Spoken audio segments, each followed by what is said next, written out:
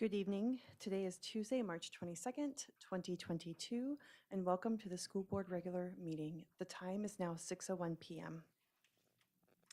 The school board would like to take this moment to respectfully acknowledge we are residing on the traditional land of the Dene people. Our mission is to provide an excellent, equitable education in a safe, supportive environment so all students will succeed and contribute to a diverse and changing society. We will start out with the Pledge of Allegiance, led by Ms. Matheson. I pledge allegiance to the flag of the United States of America and to the republic for which it stands, one nation, under God, indivisible, with liberty and justice for all.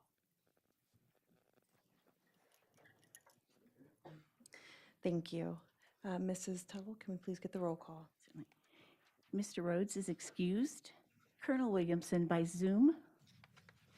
Here. Thank you. Colonel Surrey by Zoom. Here. Thank you. Mr. Sampson. Here. Thank you. Mrs. Matheson. Here. Thank you. Mr. Doran. Here. Thank you. Mrs. Sanderson. Here. Thank you. Ms. Marati. Here.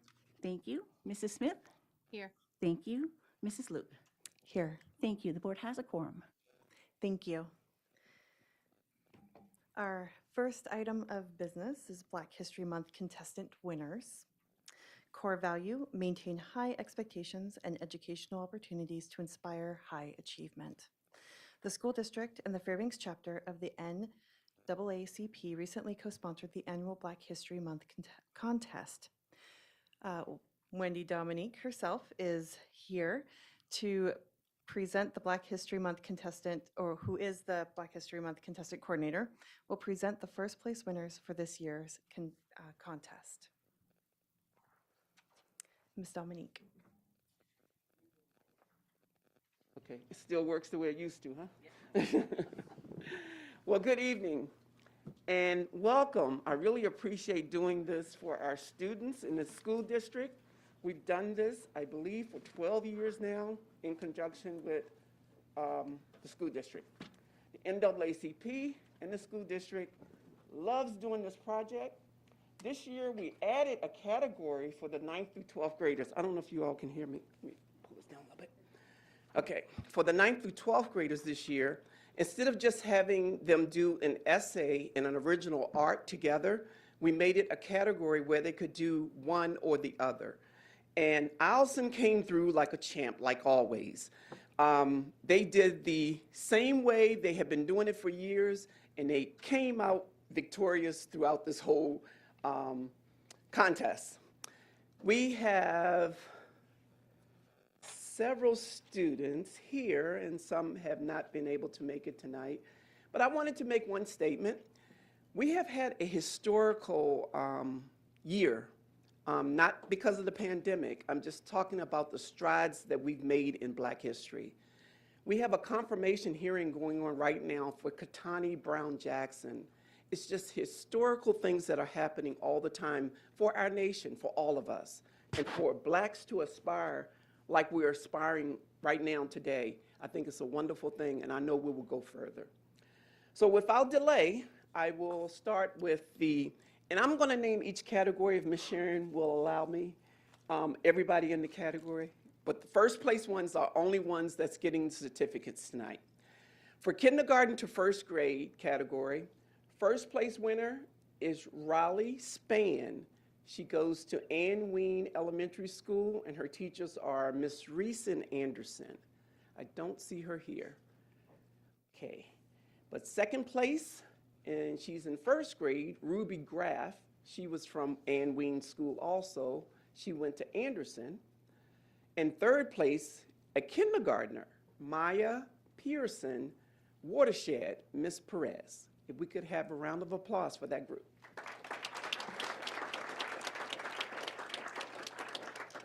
Thank you. Second and third grade category. First place, second grader, Sunivia Wilfer. You can come on up and get your certificate.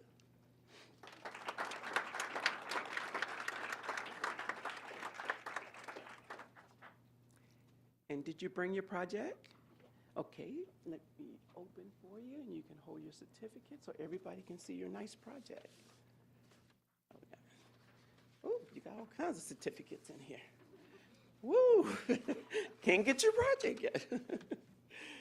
Here we go. Hers was the one that had that beautiful color to it. Can you hold them up so everybody can see them? Let me hold the certificate. And you can hold that one, and I'll hold the third one. There you go. And if you want to walk down and shake everyone's hands, let me give you all the paperwork back, though. We're going to put it all in here for you. There you go. All righty. And I'll continue on with the second place, which was a third grader, Lexi Peterson. She went to Joy Elementary, and her teacher is Miss Kate. Don't see, well, Lexi wouldn't be here anyway. Third place is a third grader, Lillian Dorma. She went to Joy Elementary, and her teacher was Miss Cassell.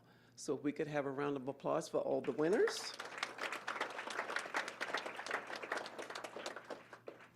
And we had 2 honorable mentions in that category. A third grader, Amari Leela, Joy Elementary, and her teacher was Paula Addis.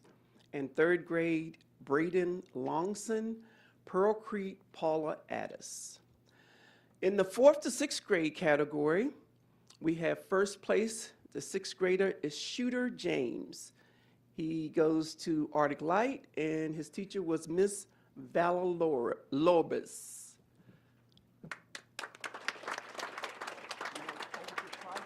I'll give you your certificate. Hold it so everybody can see it that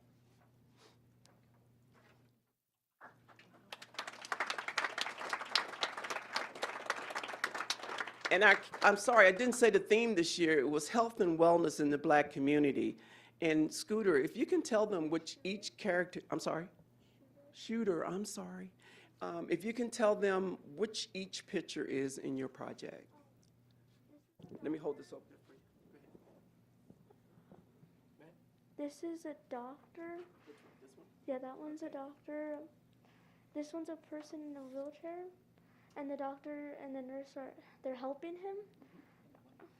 And this is a nurse, and this is a person doing karate because I thought of exercising, and this is a person doing yoga because it deals with exercising. And I drew fruits and vegetables, and I drew equipment for exercising, and I drew doctor materials, and I drew the background because it reminded me of a black background, and I put Black health and wellness because it was the theme of the project.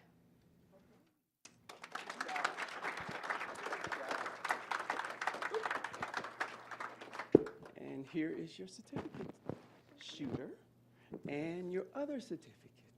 Congratulations. And okay, I'll continue on while he's going and shaking hands. In second place, 4th grader was Penelope Moore from Barnett, and the teacher was Hart Earthman. And third place, 4th grader, Sophia Tape, Pearl Creek, Mr. O'Regan. And if we could have a round of applause for that group.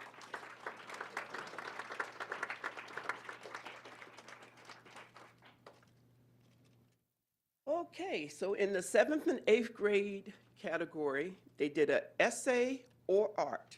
And a lot of them did both, still under the same circumstances we used to do it under. And that was Allison that just ran away with the contest. First place, 8th grader, Charlotte Wolf at Ben Allison, Miss Julian's class.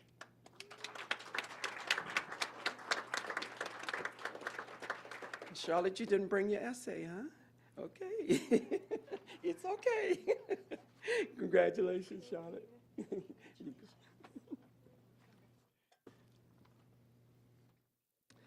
Okay, in second place, 8th grader Jordan Beam, Ben Owlson, Miss Julian. Third place, 8th grade Sanaya Tavik Durrell, Ben Owlson, Miss Julian's class. And then we go into the art category for the 7th and 8th graders. First place, 8th grade, was Jason Perez, Ben Owlson, Miss Julian.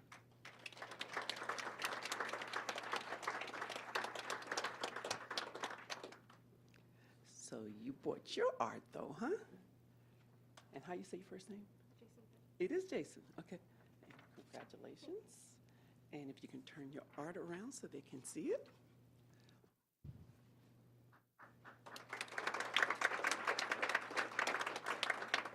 Okay, and you can go and shake the hands of the board members. Congratulations. And second place in art is 8th grader Bree Ashley Dippold, Ben Owlson, Miss Julian. Third place, 8th grader Savannah Checklitz, Ben Owlson, Miss Julian.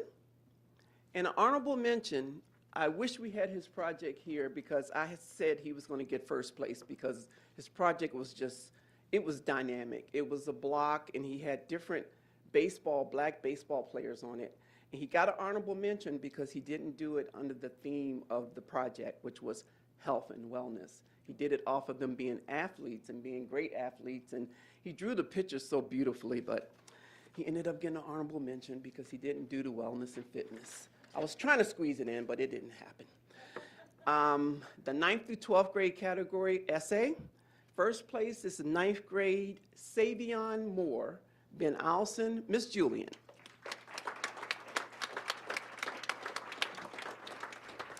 And Mr. Savion bought his project. I would like him to read his because I got him to read it when we did the awards that night, and it's really nice. So Savion. You have to read the whole thing or just like, okay. Dr. Alla Stanford was a very important advocate of the COVID-19 vaccines in the Black community. Additionally, she helped many people regain trust in doctors and in the effectiveness of the vaccine. Dr. Stanford was recognized for her major contribution to the COVID-19 vaccines. She was the very first Black woman to receive the prestigious Gold Medal Award. This was a great accomplishment because not many people had received this award. Dr. Stanford grew up in Pittsburgh and had earned her bachelor's degree in the medical field. After she received her degree, she became a pediatric surgeon. Shortly thereafter, COVID hit, and Dr. Stanford realized that the Black communities were impacted a lot more than the white communities. For this reason, she created the Black Doctors COVID-19 Consortium in Pennsylvania. This consortium helped a lot of people in the community. The Black Doctors COVID-19 Consortium helped about 25,000 Pennsylvanians and vaccinated about 51,000 people.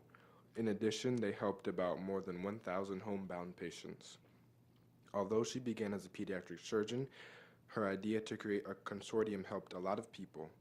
The Black Doctors COVID-19 Consortium received a lot of attention from a lot of important people. They were recognized by the Vice President of the U.S. Surgeon General and the Assistant Secretary of Health. Furthermore, Dr. Stanford received some medical media attention as well. Dr. Stanford's research demonstrated that the COVID-19 was affecting the non-Hispanic or the white population a lot less than the Black or other Hispanic and non-white population. COVID affected the non-Hispanic Black population because this group experienced more poverty than their counterparts. The white community could afford health insurance and actually get help, but the Black community struggled to get the assistance because they could not afford it. Dr. Alice Stanford changed the way an entire community viewed COVID-19 pandemic and helped those individuals receive the assistance they needed by creating the Black Doctors COVID-19 Consortium. Congratulations.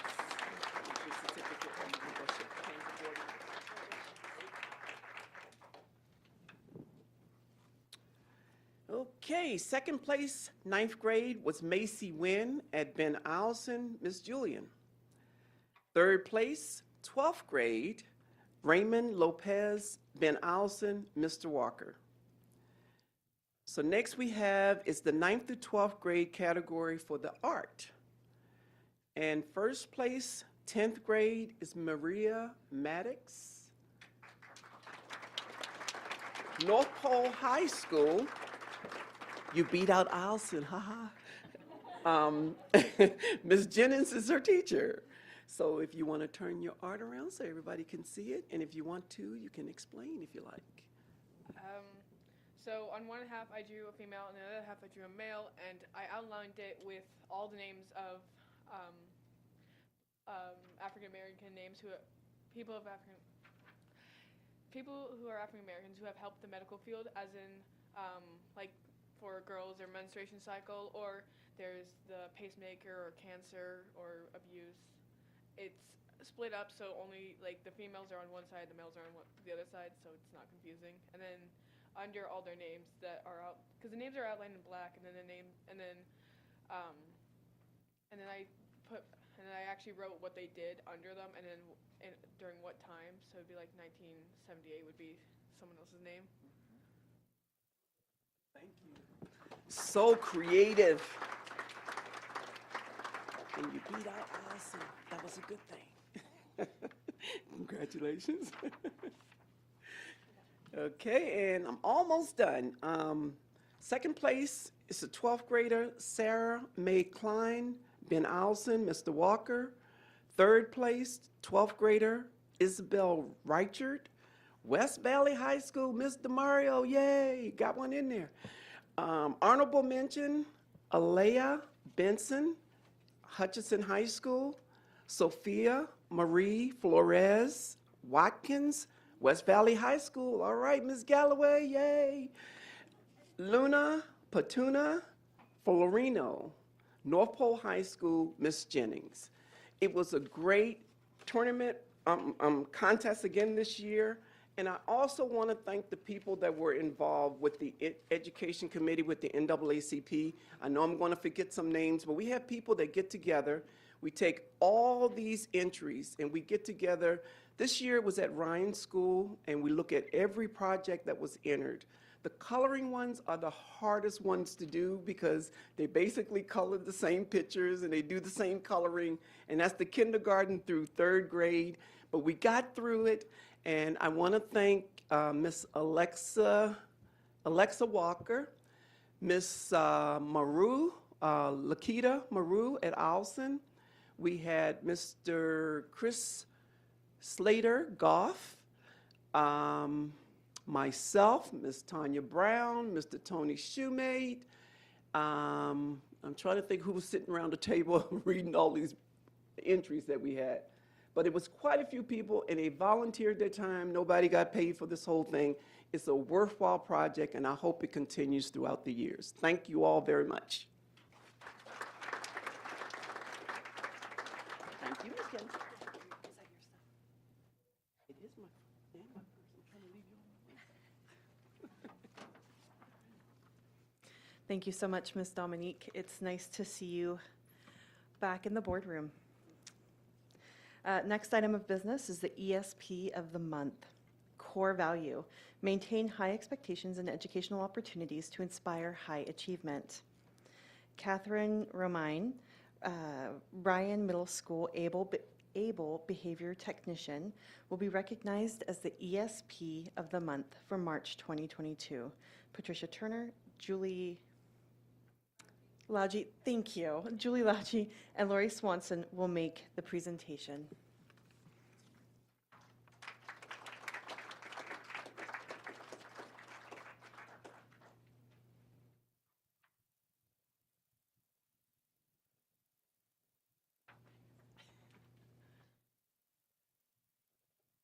Good evening. I'd like to present to you Kathy Romine, one of a kind for sure. Kathy began working for the school district in 2005 and joined the ABLE program in 2018. Although much of her career has been in pre-K, well, you can't hide, sorry. Although much of her career has been in pre-K and early childhood education, as an ABLE behavior technician, she has demonstrated the ability to work with students of all ages, pre-K to adult. All right, my turn. Kathy not only excels at her position in the ABLE program, but has also created and presented virtual and in-person trainings on various special education topics for school district staff. Kathy is a leader in our program and mentors others in using technology, especially me, to track our services, initiates organizational tasks to benefit the running of the office, creates individualized supports and data collection methods, and consistently searches out learning opportunities to increase her professional skills. So, Miss Kathy, we are honored to stand up here with you today and give you this award. These two did all the hard work for that stuff. And I have to add this little piece, and the funniest story today was somebody goes, well, we're about the same age and I don't do technology, but I put this in large print for us today, so maybe we can read it. And everything else goes to Kathy. So, so we want to say thank you for everything and congratulations, and thanks for everything you do for students, staff, and families in our district. Thank you. Don't feel worthy. There's lots of people out there working so hard, and I just thank you for this honor.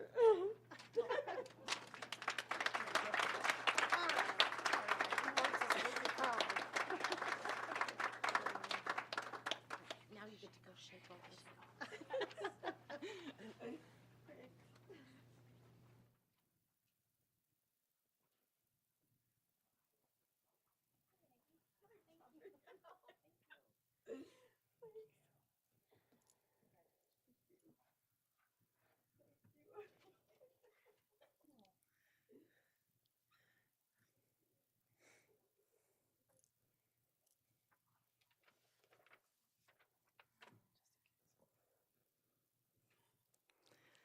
Thank you so much. Next is the adoption of the agenda. Core value, center everything we do on the student and student learning. Consent agenda items marked with an asterisk are considered routine items not requiring public discussion by the school board unless removed by the consent agenda. Asterisk items will be automatically approved when the agenda is approved or adopted. Questions concerning these items should be directed to the administration before the meeting. If the superintendent or a member of the public wishes to have an item removed from the consent agenda, the request must be made to the board member anytime prior to the start of a meeting. The board member has the discretion to accept or deny the request. Only a board member may remove an item from the consent agenda. If an item is removed from the consent agenda, it shall be considered separately as the last item of new business. Asterisk items will then be adopted by one single motion. Can I get a motion, please? Move to adopt the agenda, removing consent item J26, budget transfer report, to be considered separately as the last item of new business. Second.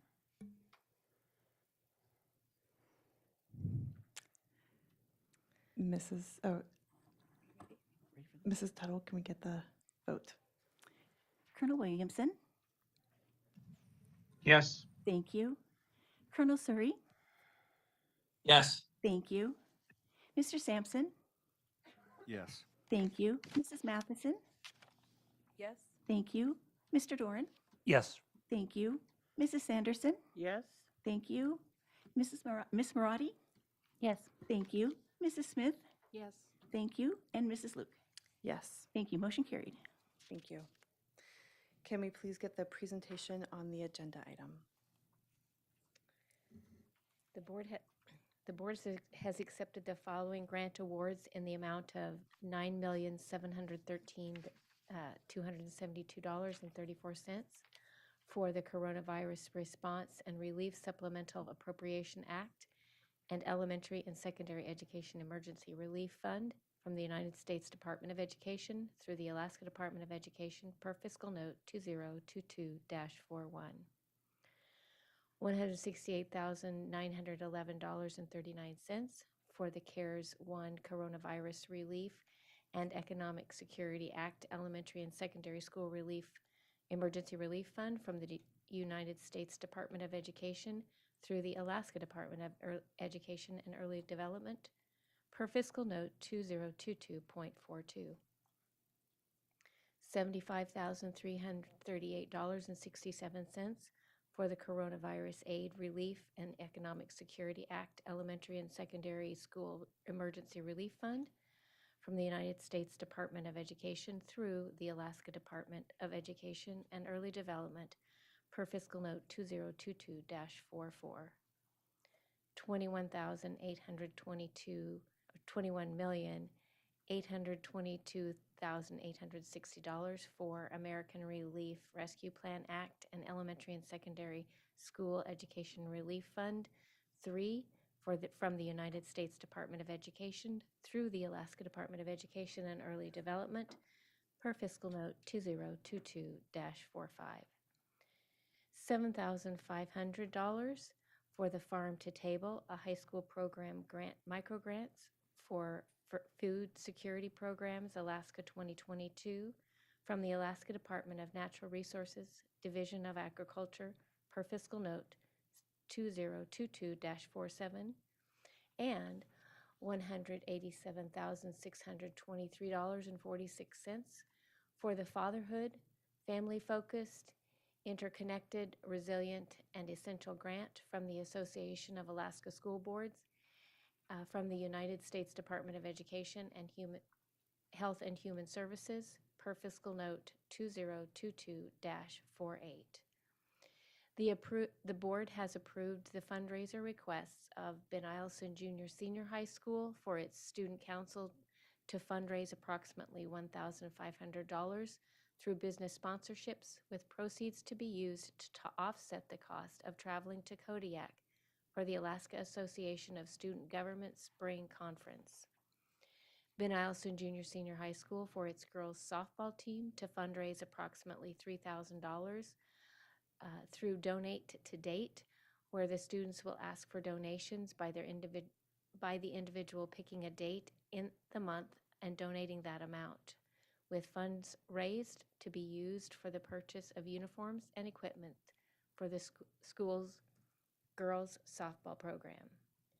Lathrop High School for its girls softball program to fundraise approximately $4,000 through In Touch fundraising, car washes, and reusable drinking bottle sales, with proceeds to be used to support the school's girls softball program.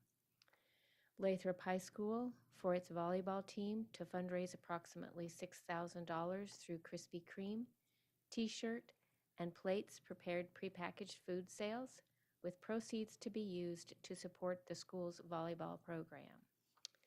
And Lathrop High School for Lathrop Drama to fundraise between $10,000 and $50,000 through program ads and sponsorships for specific characters and parts of the Into the Woods production, April 21st through 23rd and 28th through 30th, 2022, with proceeds to help support the production. The board has approved Ladd Elementary School's request to send the 6th, 7th, and 8th grade students, approximately 62 students, and 3 teacher and chaperones to the Denali National Park on April 21st through the 22nd, 2022 by bus to address middle school standards across core subjects and interact with park rangers at no cost to the district. And if any local, state, or federal travel or health warnings are issued, the students will not travel. Randy Smith Middle, Ryan Middle, and Watershed Charter Schools request to send approximately 25 students and 3 coaches to Anchorage, April 22nd through the 24th, 2022, to participate in the state middle school public debate program, with the district paying substitute cost, and if any local, state, or federal travel or health warnings are issued, students will not travel. And Ryan Smith Middle School's request to send 2 students and a chaperone to Washington, D.C., June 12th through the 18th, 2022, originally approved for spring 2020, for hands-on learning activities to understand and apply the democratic process and visit historical sites at no cost to the district.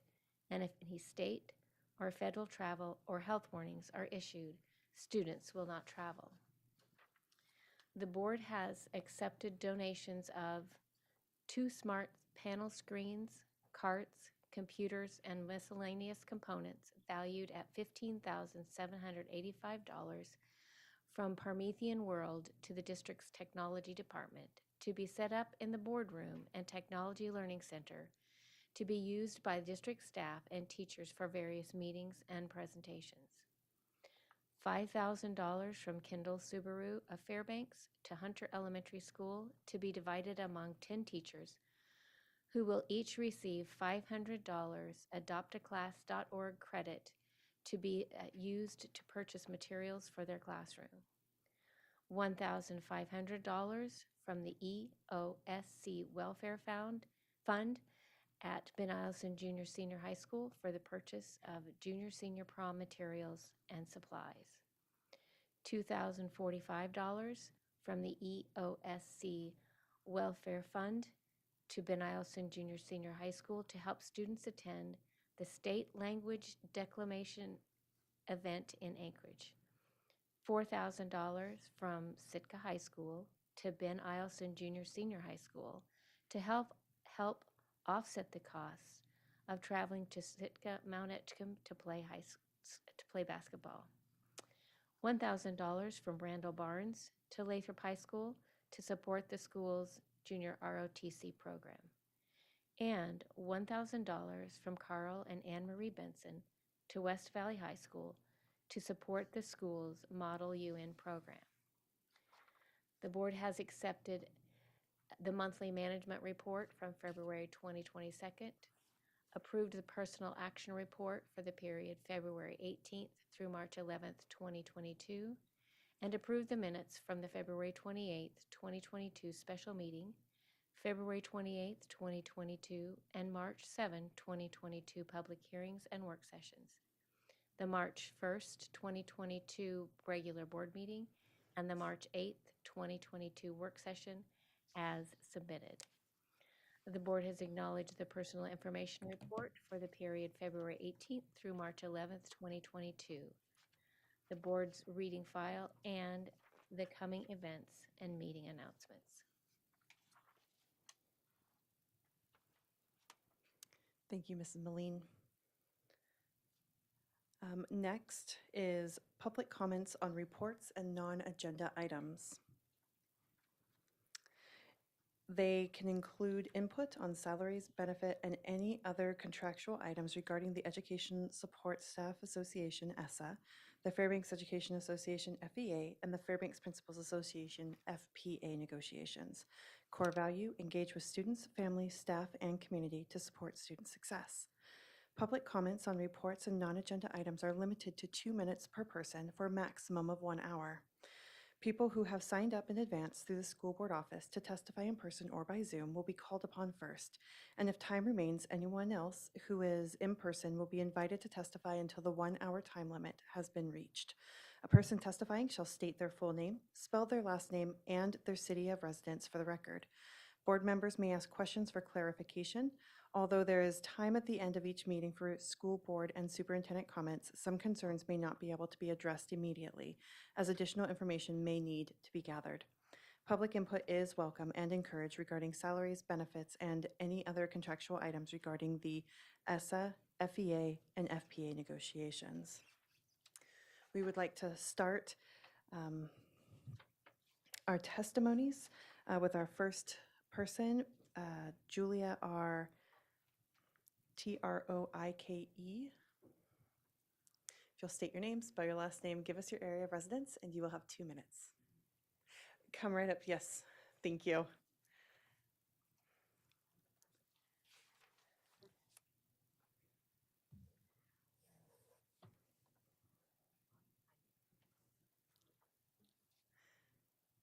Hello? Okay, there we go. Thank you. Thank you. My name is Julia Troike, Troike, and my city of residence is Fairbanks, Alaska. Thank you. The clock is right there, and I'll just tick down. Here it goes. Okay, here we go. And here's my statement. Our mission is to educate our students and to support our colleagues via our school libraries. My classroom is the library, and all the students of North Pole Middle are my students. I have taught lessons running the spectrum of information, from how to find books via our catalog Destiny, to copyright and fair use, down to contemporary topics such as internet algorithms. All the lessons I have developed are in support of our recently updated school library standards as indicated in Title IV, Chapter 4, Section 170, Library and Information Literacy Standards in the Alaska Administrative Code. The library is the heart of our school. Every morning, seats are taken up by students ready to start their day, about 60 daily. Every day is different. I may head out to teach, process new materials, host a class, work with student library aides, or students may need a space to work independently while under our supervision. We are flexible. The library also serves as a first stop for technology issues for both students and staff. We ensure access to our students' education via the management of student technology and troubleshooting assistance for the entire school. Our school libraries serve two functions: to provide education and to provide library services. As a certified teacher librarian, I am charged with upholding our school library curriculum standards while also managing a full-service professional library within our school, of which our library assistant is instrumental in the function of this library. Without a librarian or library assistant, something has to give. Meeting our educational standards or providing access services. One person simply cannot do both at the secondary level. Some may argue that we can arm our students with a tablet and show them some neat Google tricks and that will suffice. Access to less than 5% of the internet via Google search is simply not enough for our students. Librarians can show you so much more. I urge the board to keep all library staff in place supported with hard dollars, not CARES funds. We need both a librarian and assistant in order to maintain our school library curriculum standards, our library service standards, but most importantly, to conserve the special space in our schools where students think, create, share, and grow by connecting to the various facets of information around us. Thank you. Perfect timing. We do have a clarifying question. Oh, yes. Mr. Doran? Thank you for that description of what you do. There was a suggestion, perhaps we considered regional librarians certified at that level. Could you just give us a sense of how that would play? I'm sorry, please. Instead of having a librarian at each school, that maybe have fewer certified librarians who would cover several schools. So the situation with us is that it's the nature of our interaction. So we have information interactions that are lookups. So like book lookups, research information, research requests, and that's one nature. Then we also have all the technology right now. And especially since we pivoted to digital, this remote learning / hybrid situation that we have now. So I have even been in lessons where I'm like, oh, I'm in teacher mode and I have Chromebooks just show up right in here. Thank goodness for my assistant, because if I didn't have my assistant, I wouldn't be able to even just have 10 minutes, just to even get a thought out. So my assistant is there covering the library service aspect of things. So I can do a little bit of both because I am a teacher and I do know my library business, but my assistant is the one who keeps the wheels turning so that I can step out, so that when a projector is down, so that when who knows what happens, I can be flexible. And my assistant is the anchor that keeps our library going. So so in a nutshell. Thank you. Thank you for your testimony. Thank you. Next, we have Sue Sheriff. Are they online? Yes, I am. All right, if you I will am. state your Yes. name, spell your last name, give us your area of residence, and you will have 2 minutes. Okay, good evening. My name is Sue Sheriff, Sherif. I live off Chena Hot Springs Road in the Fairbanks area. I'm a retired school library coordinator and head of library development for the Alaska State Library and was at the Borough Library here for 20 years. I'm speaking in support of retaining secondary school librarians, and actually the regional plan does not sound ideal to me. You are looking at cutting or reducing librarians who are engaged in active instruction, not only for every student in each of these schools, but also to provide resources and training for other faculty. Studies conducted over a decade ago in Colorado and other states, including Alaska, looked at the impact of school librarians in the overall school program and found that there was a direct positive correlation between the presence of professional school librarians and student achievement. This positive relationship held true even when you controlled for the income level of the students. In other words, even in low-income communities and schools where there might expect lower test scores, the test scores of students were higher when there was an active school library program led by a professional librarian. The same held true when you compared schools where there had been overall staff declines. Schools that chose to retain their librarians showed better student test scores. School librarians teach real 21st century skills for personal and scholastic research, navigating the internet beyond Google and Wikipedia, how to evaluate information sources for authenticity and authority, and general searching strategies that will take students from school to adulthood, whether that means a job, college, trade school, apprenticeship, whatever. And at the same time, they manage the book collection and they serve as in-house book experts. A lot of value for the expenditure. At a time when oil prices are sky high, please direct your energies to the state legislature for an increase in the state funding formula instead. Thank you. Thank you for your testimony. Next, we have Tiffany Supley. I don't see her online. Okay. Next, we have Carol Smallwood.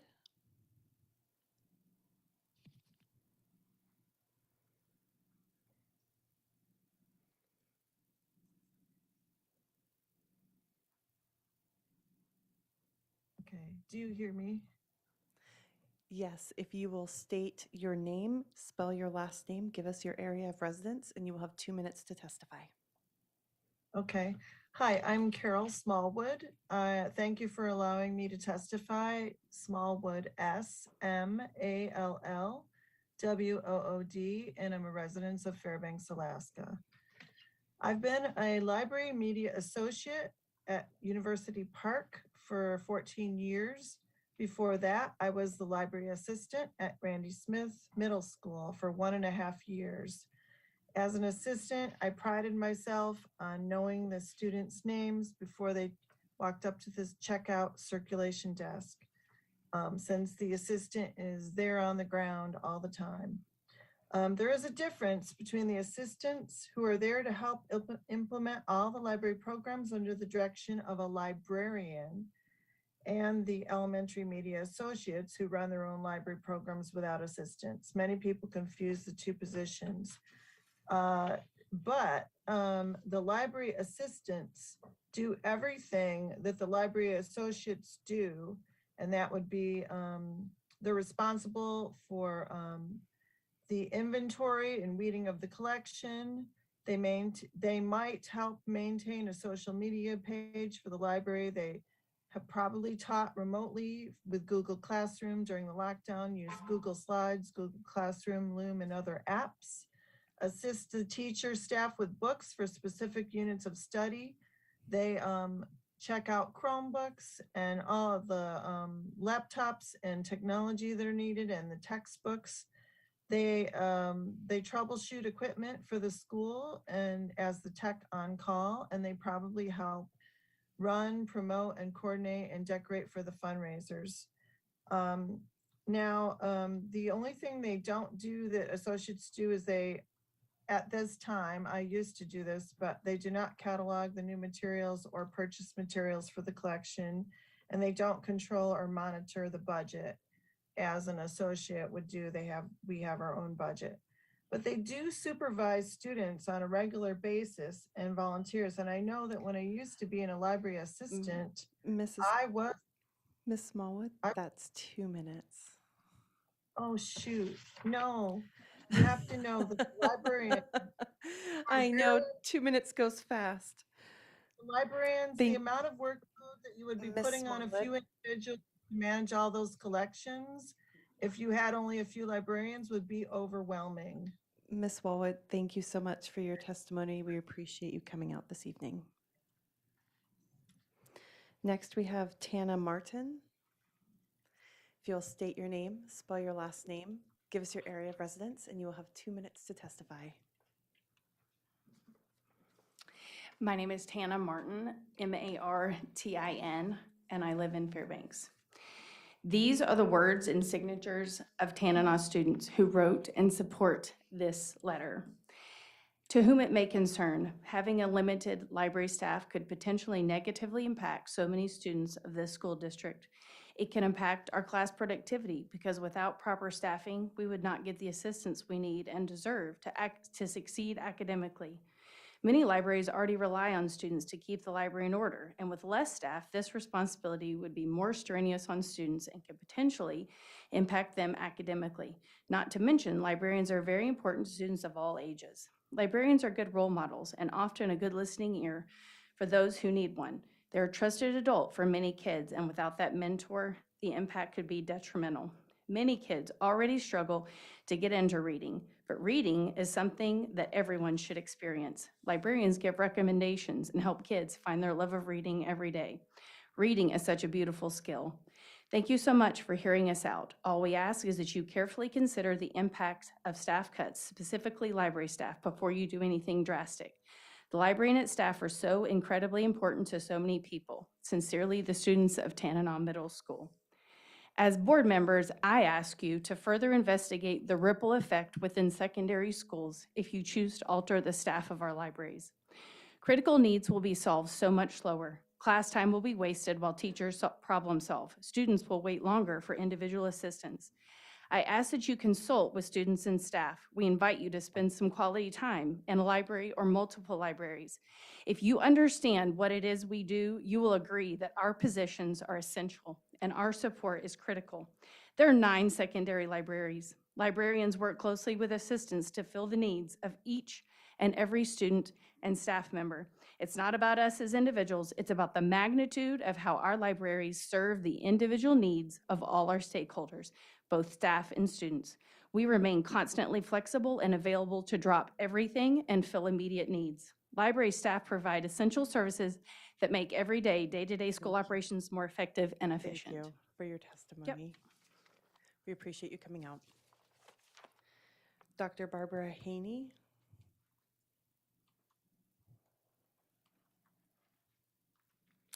Next, Deborah, R-I-N-I-O, is it? If you'll come up, give us your first name, spell your last name, area of residence, and you'll have 2 minutes.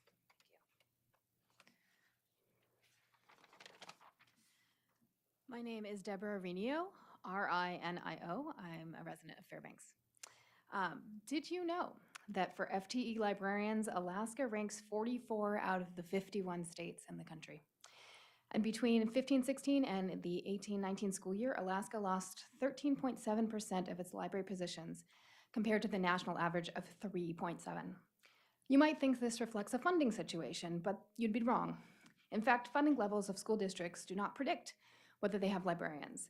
That's because many school districts recognize the critical role that certified school librarians play in the educational achievement of their students. Just because other districts have cut library positions doesn't mean it was a good decision. And let's not contribute to a race to the bottom. Let me tell you why. About 4 years ago, I was doing research for my dissertation, and I mapped the social networks of 2 schools in this district, a middle school and a high school. What I saw was that teachers tended to stay in small groups, which I'll refer to as pods. For example, all the 6th grade teachers in a particular school might be a pod. Teachers rarely interacted in a professional capacity outside of these pods. They didn't collaborate, meet in PLCs, didn't share knowledge around students or content outside of their pod. The librarian, on the other hand, interacted with everyone, and in fact served as a boundary spanner connecting the teacher pods and enabling collaboration throughout the school that otherwise never would have occurred. This may initially seem surprising, but on reflection it makes sense, as school librarians are the only teacher in the building that interacts with every teacher and every student in the school. This puts them in a unique and powerful position. They can connect information literacy concepts to any content area, assist any teacher, and pull together various teachers for collaborative projects. And this type of collaboration is research proven to not only increase teacher self-efficacy, which has impact on student achievement, but also to directly improve student performance by allowing learners to apply these concepts to multiple various contexts. Before you suggest that SS staff could accomplish the same thing, think about, well, that's my time. Thank you. Thank you so much for your testimony. Next, we have Karen Jensen. If you'll come up, give us your first name, spell your last name, area of residence, and you'll have 2 minutes to testify. My name is Karen Jensen, Jensen, and I live in Fairbanks. I'm the Director of Libraries at the University of Alaska Fairbanks. I come today to represent my own opinions only and not representing UAF, but I want to urge you to retain professional librarians in our public schools.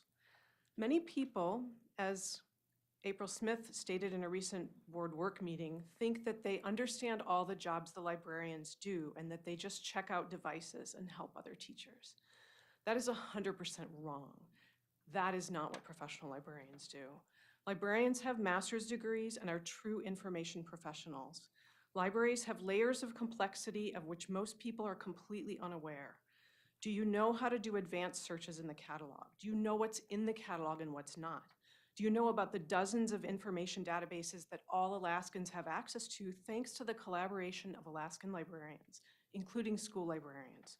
Do you know how to search those databases, find credible information that's not on the internet, and cite it correctly? Librarians teach students and even teach teachers how to search and access accurate, essential content and how to distinguish it from propaganda, disinformation, misinformation, and hoaxes.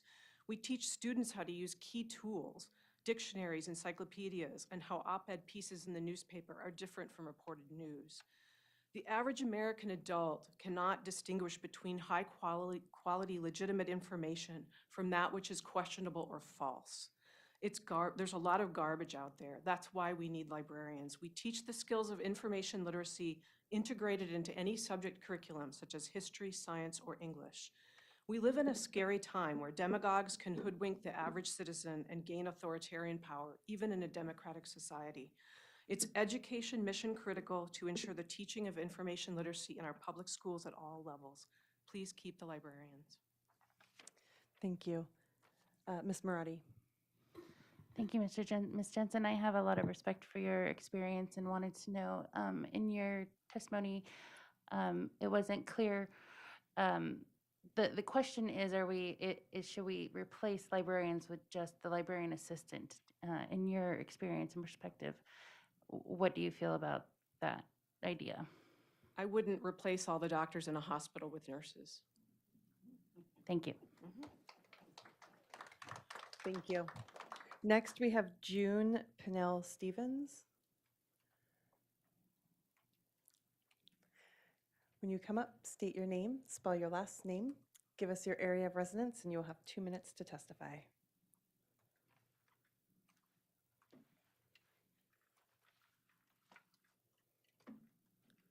The 2 minutes doesn't include my getting up here. No, ma'am. Starts when you're ready. My name is June Pannell Stevens, Pinnell-Stephenes, and I live in Fairbanks. I hope you all saw the letter to the editor in yesterday's paper. It's from Katie Hardman from North Pole, and it describes the things that she has seen her school librarian do. Teaching classes, helping with college assistance forms, finding the right book for a paper, getting students excited about Wi-Fi. Well, before I go on, I got my library degree 50 years ago. And I've been doing this sort of stuff ever since, although not now in a library anymore. Anyway, he subs up to 3 classes at a time. He distributes all the texts in Chromebooks. He fixes Chromebooks, MacBooks, projectors, DVD players, Apple TVs, daily network issues, printers, and all other tech issues, and works with more students than any other staff member in the building. Now, in my experience, this is all included in what librarians do in the schools. But the library has to get there. So there's a lot of work that goes on behind the scenes that you need a librarian to do. Read the professional journals for books and media reviews, 6 to 8 of them a month at least. Select books by marking reviews. Total selections against the budget. Cut. Total selections against the budget. Cut. I mean, it's an evolving process that, in my experience, pretty much always means cutting out your first selections. Read the books, especially the fiction, so you know the book that's going to really catch that boy in the 9th grade and turn him into a reader. You just know it. examine books for materials that need to be mended, rebound, repurchased. You go to personal staff meetings and meetings. Thank you so much. That is time. Mr. Sampson, clarifying question? Yes, it is. Thank you, President Luke. Ms. Stevens, thank you for coming today. I heard you say that the librarians, you said it's part of their job. Can you clarify that? It's part of their job to actually read the books, the material that's indexed and entered into that library? Well, not read them cover to cover. In my experience, when the books come in, you take a few moments to pick out a few and look through them to see what you actually have in your hand.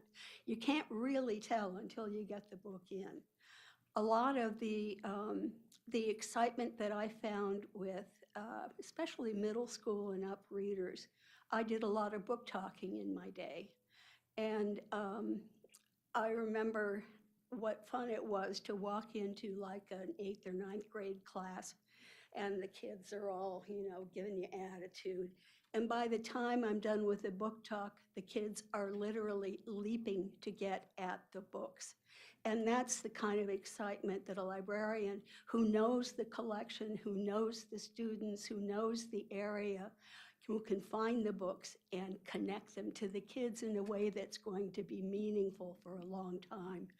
I noted in the end of the letter to the editor yesterday, there was it increases access to personalized learning opportunities, which I believe translates as lifelong learning.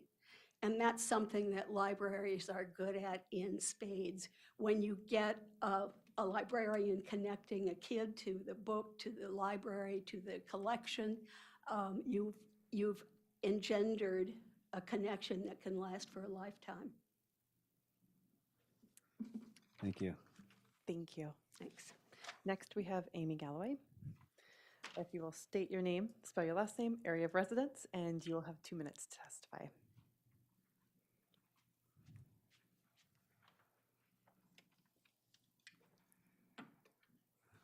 Thank you. I think I have to take my glasses off. I can't figure it out. Yeah. So Amy Galloway, Gallaway, and I reside in Fairbanks. So I'm testifying tonight in support of keeping certified librarians in secondary schools. After 20 years of teaching in this district and with school boards implementing these budgets, I know how challenging it is to prioritize needs and wants. So I hear your genuine desire to create a budget that will best promote rigorous and authentic student learning, and I thank you for that. I really see that. I also hear some misconceptions, one being the importance of certified on-site librarians. I have worked in districts without them and have learned they are unequivocally one of the most important professionals to ensure school-wide rigorous and relevant learning. They directly support student learning, classroom instruction, and administration. At West Valley, our library serves an average of 400 students a day, doing everything from solving tech issues to helping students fill out the FAFSA to creating a diverse and appropriate print and digital collection. I heard it said last night that librarians do not teach state and district standards, which is inaccurate. Librarians teach Alaska digital literacy standards as well as our district's research competencies. I have worked with 4 exceptional librarians at West Valley who have made my colleagues and myself better teachers by planning and co-teaching 21st century media literacy and research skills. They take the burden off teachers and provide the expertise we do not have. If you take away our librarian, you are making many teachers' jobs exponentially harder. She is currently working with an English teacher co-creating lessons on research skills and is helping me as I start my Veterans History project, which I created with a former librarian and quite literally cannot do without the expertise of a librarian to support students as a co-teacher. I cannot do that with a district-wide librarian, and I cannot do that with a library aide. While it may be easier, numbers-wise, to cut librarians to balance your budget, it is the wrong thing to do. Thank you. Ms. Marotti? That was under 2 minutes, the first one I think of the night. As a teacher of the year and a very long-time educator, I have a lot of respect for your opinion. And I would like to know, if not librarians, like you just testified about, could you clarify where do you suggest these cuts come from? Sure. I'm going to start by saying, one, everybody is essential, so none of these are easy. Like, I've watched these, I know how hard this is, so I don't think anybody is expendable. I would start with trusting the administration and your chief school officer and go with the budget they presented. I also do believe that activities coordinators could be funded much more differently and more creatively. Assistant principals can take on their positions, as well as maybe SAS contracts or ESSA. Like I heard Ms. Smith last night talk a lot about, we just can't keep everything the same and we have to creatively reimagine how to do things. I think the best place to do that with the least impact on quality education would be within the activity coordinators' positions. Thank you very much. Next, we have Mariko Kinnikin. State your name, spell your last name, give us your area of residence, and you'll have 2 minutes to testify.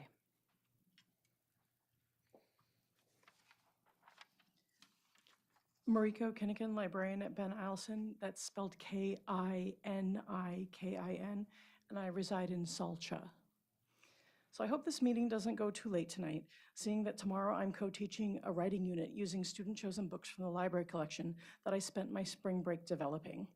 I will remind the board that AASL standards are located alongside the Alaska State standards in our board-approved curriculum. I'm absolutely teaching to the adopted curriculum standards, which include the Alaska State standards, the AASL standards, and the Alaska Digital Literacy standards. Today, I was referencing both the ELA and middle school health curriculums because of my current collaborations, and library materials and standards are well represented in both. I reference, use, and teach the curriculum all the time.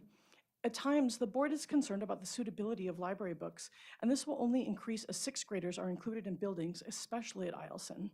Here, I have to serve 7th graders up to high school seniors, so personally advising the students is crucial to me being able to continue to provide materials requested by upper grade students in the same space used by lower grade students. Last month, I attended on my own time a librarian conference where I received the most up-to-date information on copyright, Indigenous issues, and the latest ed tech offerings, just to name a few topics, and most of which I've already utilized in lessons with teachers at Eielson and virtually with other teachers in other buildings. And also on my own time, I finish 2 or 3 library books a week, pulled from the library so I can make appropriate recommendations to whoever walks in. Being a certified teacher allows me to be an equal partner in collaborative teaching, and having an assistant allows library services to run uninterrupted while I partner with a teacher to split classes and independently teach a subsection of their students, which allows for differentiation and smaller group instruction. I've developed collaborative lessons or EdTech integrations in every single subject area, yes, even PE and math. Instead of reaching only my class, I can reach the whole school as a librarian. Schools are changing, and librarians have demonstrated they are on the forefront of that change. Librarians are totally adaptable and flexible. We are the certified other duties as assigned. I am the dam that holds back the flood that teachers are experiencing. Don't let the dam fail. If you want a really good dam failure book, I have the Johnstown Flood on the shelf. Thank you. Mr. Sampson? Thanks. This is a clarifying question because I'll preface it with the term. Can you clarify where we should find the $1 to $3 million in the budget if it's not from librarians? I'm going to respectfully decline that invitation. It would be very unlibrarian of me to publicly respond without first doing all my own proper research. So thank you for the opportunity, but I'm going to respectfully decline. Thank you. Next, we have Joel Fagre. If you will state your name, spell your last name, give us your area of residence, and you'll have 2 minutes to testify. My name is Joel Fagre, F-A-G-R-E, and Fairbanks is where I live. Thank you for the opportunity to give my testimony. My primary focus. Can we stop for one quick moment? Is the mic on? Oh, how about that? Is that better? Perfect. Thank you. Nice. Just want to make sure it gets recorded. Yeah, thanks. Thank you. Joel Fagre, F-A-G-R-E, Fairbanks. Thank you for the opportunity to give my testimony.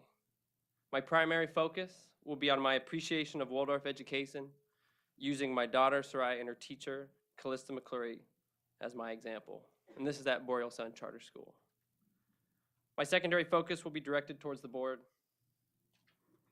My daughter, Sarai Faegre, is currently in 3rd grade at Boreal Sun Charter School. She has been attending Boreal Sun since kindergarten.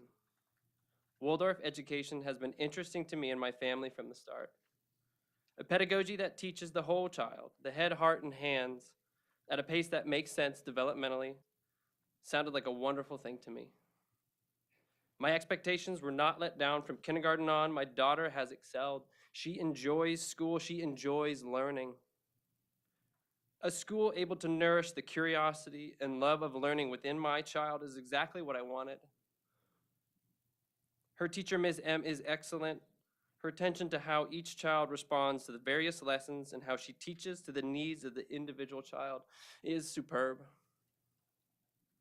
I lay the praise firmly at the feet of Ms. M in the way in which she deftly implements Waldorf. She is ever trying to improve and broaden her perspectives so that she can better teach the children in her care. And I am grateful for the Waldorf training she is sent on by Boreal Sun Charter School. Ms. M's drive to understand, grow, and improve is a part of what is making her a great teacher.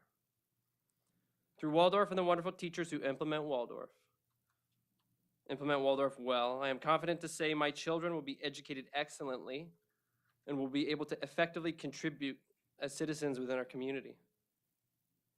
We are a relatively new school, learning how to govern, learning how to set policy, learning how to lead well through contexts full of distractions and trials. I ask the board to assist Boreal Sun Charter School in this endeavor to encourage us to be Waldorf. Thanks. Thank you so much for your testimony. We appreciate you coming tonight. Next, we have Kelly Nash.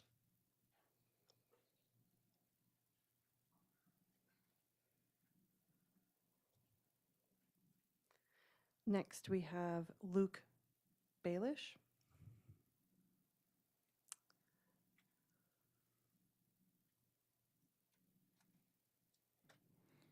He was online. He must have dropped off.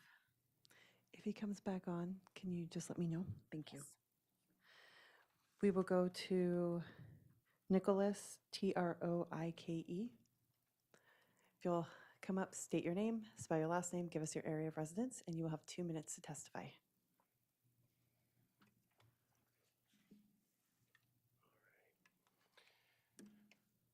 Good evening, ladies and gentlemen of the board. My name is Nicholas Troike. I am the North Pole High School librarian. I am a resident of Fairbanks, North Starborough, Fairbanks City, basically. So thank you for the opportunity to address the board. I'd like to cover a few short things. This week, I am doing lessons in research and accessing information through databases not searchable by Google.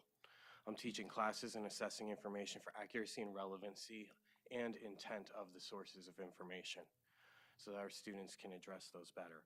I will be working Thursday with history students to find books that go deeper into their chosen topics than any of the textbooks will.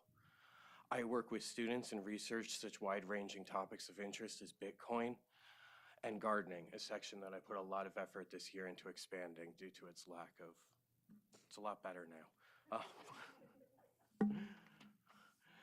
I've led classes on topics such as Afghan history, types and influences of sci-fi, and career path-focused research. But my classroom is unique in that it provides services to the whole school and community throughout the day at the same time. We handle textbook distribution and are prepared for several classes coming in tomorrow. Today, we inventoried our Chromebooks and discussed replacement needs while prepping equipment for the upcoming testing season. We also troubleshot numerous computing and AV systems today on the fly in order to maintain that education services continued throughout the day. During pandemic, we got materials and equipment into students' hands and were available to troubleshoot systems in order to facilitate distance delivery. Services we still provide on demand to district students to include BEST and some of the e-learning students when they need assistance.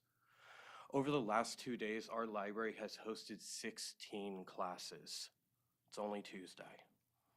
The library can do this because we have a certified teaching librarian and a library assistant, but neither can go it alone.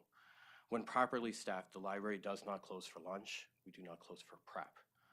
The library is open by the first bell and does not close until the last student leaves, providing services and instruction the entire time. Thank you. Ms. Marotti? Yes, ma'am. Thank you for your testimony. It's been proposed that a library assistant can do your job and their job. What's your opinion on that? Ma'am, I don't think any one person could handle the magnitude of what we handle on every day.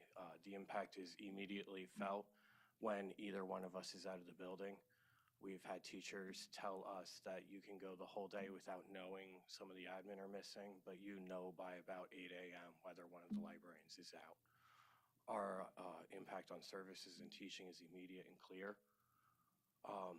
I do not believe that a non-certified or a library assistant should be put in the position of watching a library all day full of students. I'm pretty sure there's rules against that.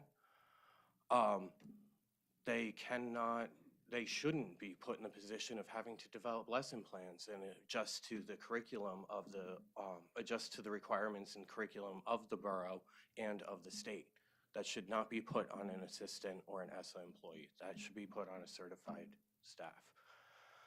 I could go on and on about reasons why we need both of us there. I could not do my lessons. I could not focus on any of my tasks if I don't have a second person there to help out and adjust. I do not believe that the responsibilities of a library should be put on, or of a classroom. The responsibilities of a classroom should not be put on an ESSA staff member. Thank you. Any other questions? No, thank you so much for testifying. Next, we have Aaron Genoso. If you'll come up, say your name, spell your last name, give us your area of residence, and you will have 2 minutes to testify. And then after your testimony, we'll have Aurora.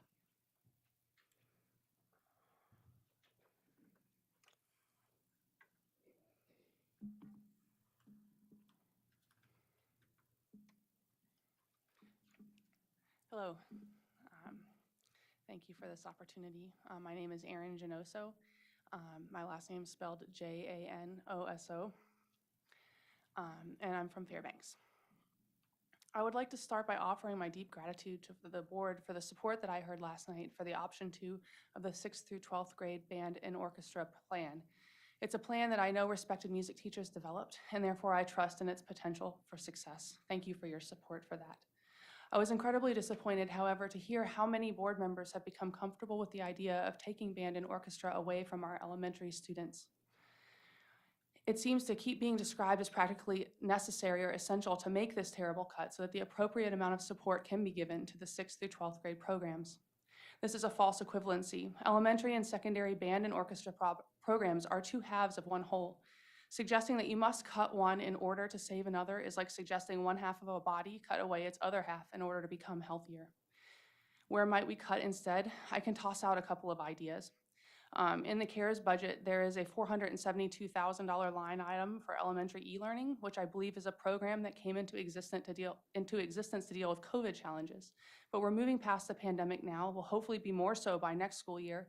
And schools are back open for those that, and then those that would still like to stay home, there's the best option.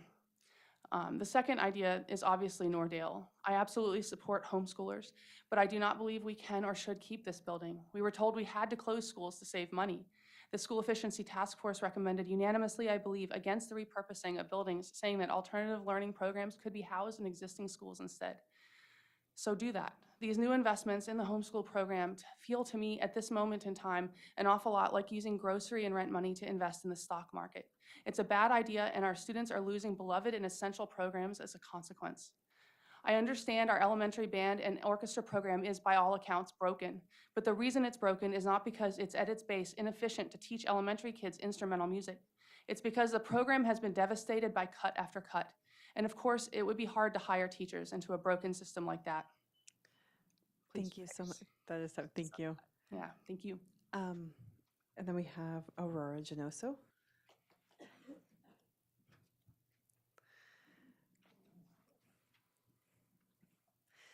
You'll just state your name, spell your last name, city of where you live, and then you'll have 2 minutes to tap. My name is Aurora Denoso. You spell my last name Janoso. I live in Fairbanks. Why do you think it's okay to take away band from kids? It's not fair for all of the kids in these schools. They need to have a choice. Don't crush other kids' dreams. It's not nice. There's only one chance for kids to do each grade. You can't turn back. It's not fair. There are some families that can't pay for lessons, but they can go to band and orchestra and get scholarships to go to better colleges. They need enough time to work up to being good enough to do that. And also, it is not fun to play by yourself. You need friends to play with. If you don't have friends to play with, it's not that fun. Thank you for your time. Thank you so much, Aurora, for your testimony. We appreciate you coming down. Next, we have Claudia Markham. If you'll come up, say your name, spell your last name, give us your area of residence, and you'll have 2 minutes to testify. Claudia Markham, Markham, Fairbanks. Our charter schools are each unique, offering place-based learning in one, the Montessori method in another, and the Waldorf curriculum and pedagogy in the third. Charter schools provide choice and opportunities to our diverse student population and community. The charter itself defines and enshrines the commitments the school makes about how it will function in a consistent and educationally sound manner over many years, even as leadership and staff change.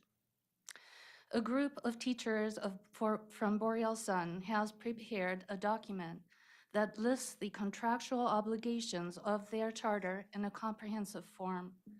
You find the page number, the relevant wording verbatim, and then a column where teachers assessed whether or not each requirement is currently being or has ever been implemented. Then there is a teacher comments section where respondents explain their answers, and finally a column for your personal use. The teachers I've been working with, who make up over half of the full-time certified staff, are alarmed that so many charter requirements are not being met or addressed by the current leadership. They are particularly concerned that items 11, 12, and 14 are not being upheld. Their hope is that you will be able to use this chart and their feedback to indeed hold the school accountable and to direct the leadership to demonstrate to you that they are upholding the charter before you renew their contract. While time constraints don't allow me to include more of the teachers' thoughts in my introduction, I did add their statements to the written copy of my remarks that I emailed you. Thank you so much for your time and consideration. Mr. Dorn? Thank you, Ms. Markham. I had two clarifying questions. One is the analysis form that you sent us. And just to be clear, the comments on the side as to assessment of, or an idea of whether it's working or not, or what's happened, are those individual? Are they a composite? I'm just not sure where those comments exactly came from. The teachers I've been working with were given, the teachers who've been working on this chose specific items to comment on, because not all teachers have been at the school for an equal number of years or have been through, for example, the first or second grade assessment, because maybe they're a middle school teacher.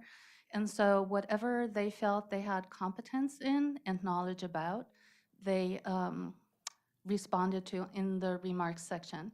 And because teachers at this point in time cannot come forward publicly and reveal their names and their identities, we were not able to show you which teacher answered which section. Okay. So they're predominantly individual comments, but They're by different teachers in Right. different sections. May I point you to item number 8? You see the squiggly lines? So those are 2 different individuals that answered there. Thank you. And the other question I had is, has there been conversation with the administration who work with the charter schools? Very much so. Conversations, we started attempting to have conversations with the district administration going back to September, I believe. We have been in touch with the assistant superintendent who directed us to speak to EEO and were later directed to speak to Ms. Beam. And a number of us have spoken to everyone we could possibly think of and everyone we were directed to speak of, including HR. We have done everything we could think of through the hierarchy. Thank you. Ms. Marotti? Thank you for your testimony. How many responses were received in this survey? This wasn't a survey. This is a cooperation amongst teachers. It's the teachers who went through the charter and listed the different contractual requirements. How many people did work on it? Over half of the certified staff at Boreal Sun, plus additional parties. So over half of the educators?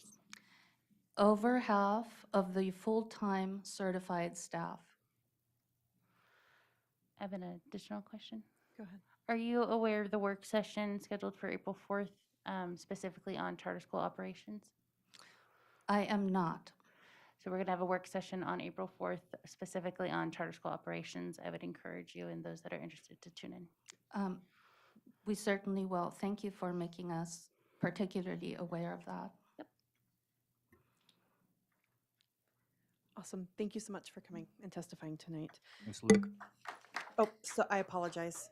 Mr. Sampson? Thank you for coming today.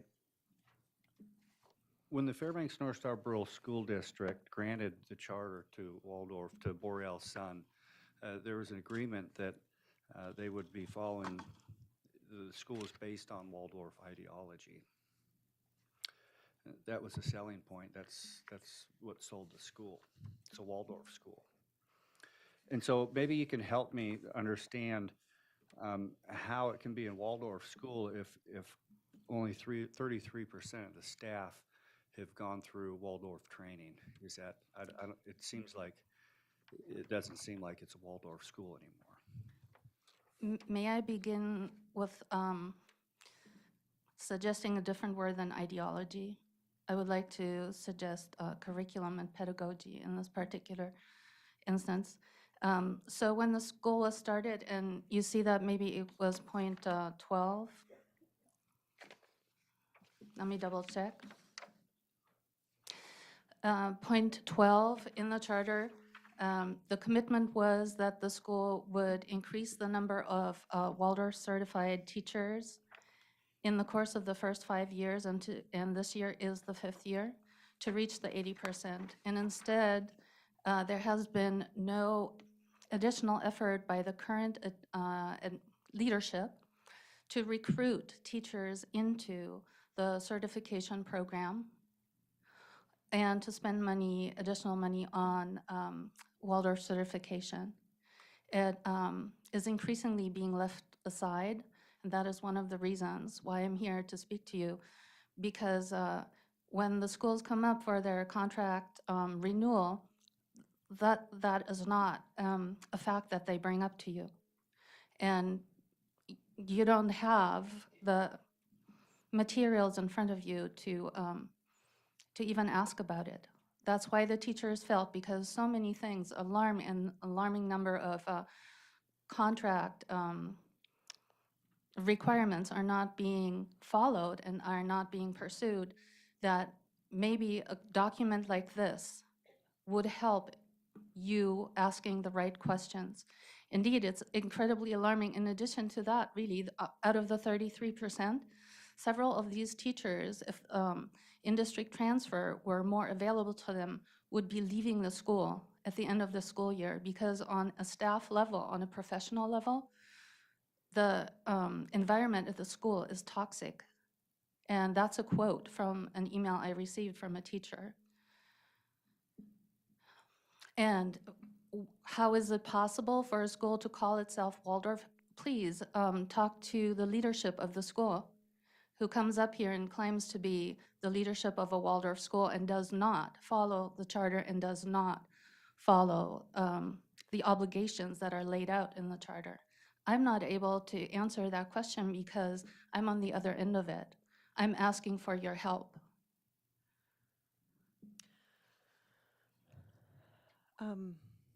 I think with this, we do have that work session slated for April 4th. Ms. Tuttle, I would like to put maybe this on for a little bit more so we can get more clarification and more information at that time. Because I think that the board will need more time so that we can have questions and answers. If that's okay with the board, I would like to do that. And because we only have 10 minutes left of testimony and we still have a lot of people signed up. So I really appreciate that. And if you would please email me so we can go ahead and have more conversation, that would be lovely. Thank you. Thank you so very much. Absolutely. And please, I know that there are lots of questions that the board has. So I would really like for the board to really mark those questions so that we can have a more in-depth conversation in April. Thank you. Next, we have Bonnie Woldstand. If you'll state your name, spell your last name, give us your area of residence, and you will have 2 minutes to testify.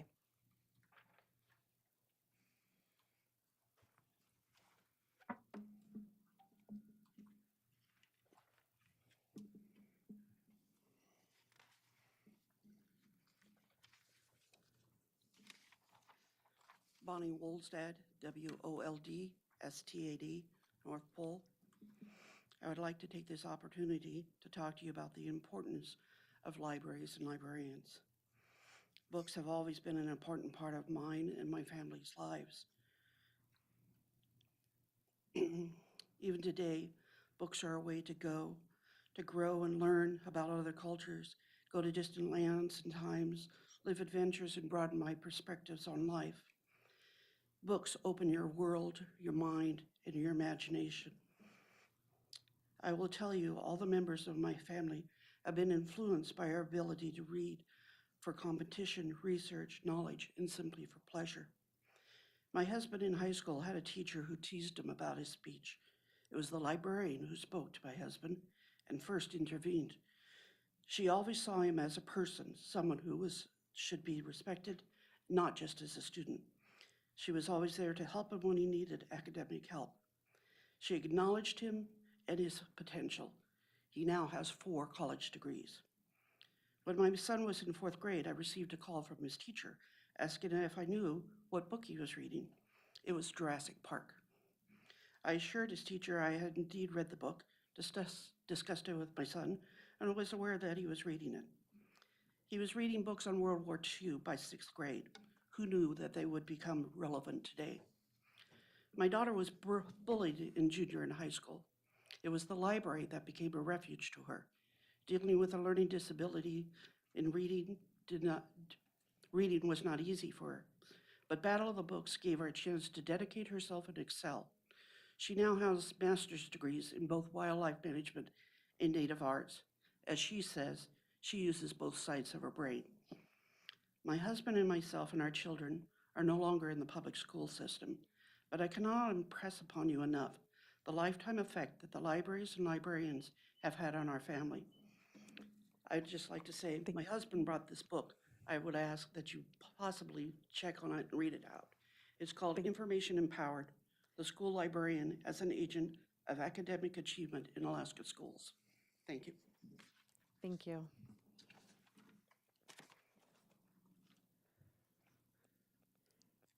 Sure, go ahead.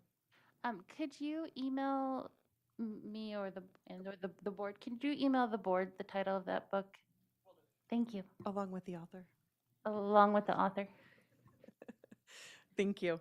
Next, we have Caroline Brown. Hi, can you hear me? Yes, if you'll state your name, spell your last name, give us your area of residence, and you'll have 2 minutes. Thank you. My name is Caroline Brown, Brown, and I live in Fairbanks. I'm here to testify in support of our district's librarians. I want to start by thanking the administration for protecting these positions in their proposed budget.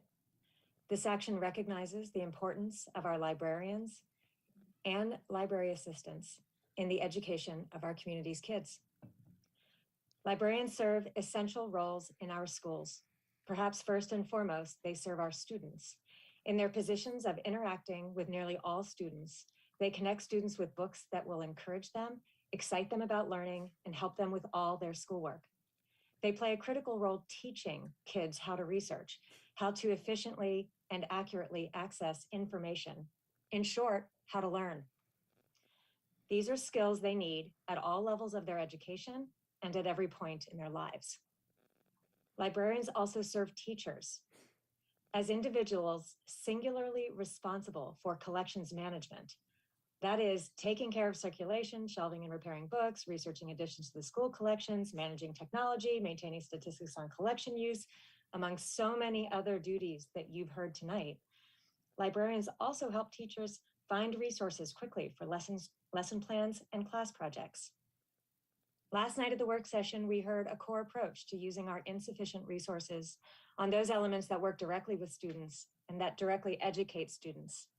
Librarians do both. It is misinformed to argue differently. Librarians touch the lives of the vast majority of, if not all, district students. Libraries are a place of general and specific support to the academic and social success of students, and librarians are the heart of those places. I've heard it already, so I'll point out that the obvious question is, if we don't cut this, then what will we cut? Why not focus the budget on the core of what we do, rather than growing any part of the district's offerings? That was time. While Mrs. most of Brown. it is getting cut. Ms. Brown, that was time. Thank you for listening. Thank you so much for your testimony. Next, we have Jed Wild. If you'll come up, say your name, spell your last name, give us your area of residence, and you'll have 2 minutes to testify. My name, so I just had a root canal, so I'm going to sound a little weird, but forgive me. My name is Jed Wilde, W-I-L-D-E, and I live in Fairbanks.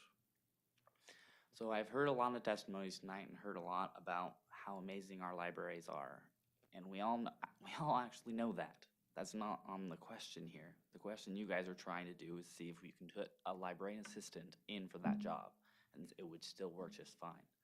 The problem is, over my lifetime is when this changed. 20 years ago, when I started my schooling, yeah, you could have done this. It would have been easier because librarians, they did what they did when you were kids. They checked out books, they had their catalogs, they told you to be quiet, and they had study hall. And it was quiet in the library. But over my lifetime, their tasks have grown exponentially. They got their first computer lab. Who did that get put on? The librarian. I got taught how to move a mouse with a rubber ball by a librarian. We had to go through all our trainings to learn technology through the librarians. As time went on, they got more and more and more tools. These tools couldn't be given to a science teacher. He has science to do. They couldn't give it to an English teacher. They have English to do.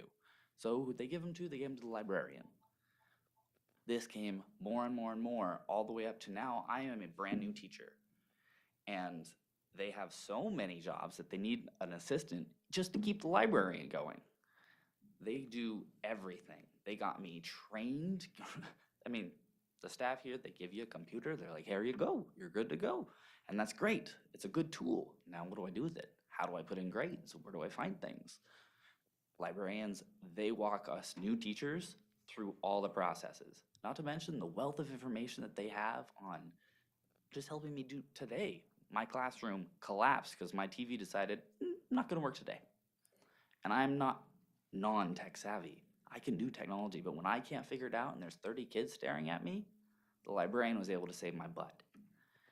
And she's done it over and over again while keeping the library going with an assistant. Thank you so much for your testimony. We appreciate you. Thank you. And I think you just called us old. Next is Michelle Thomas.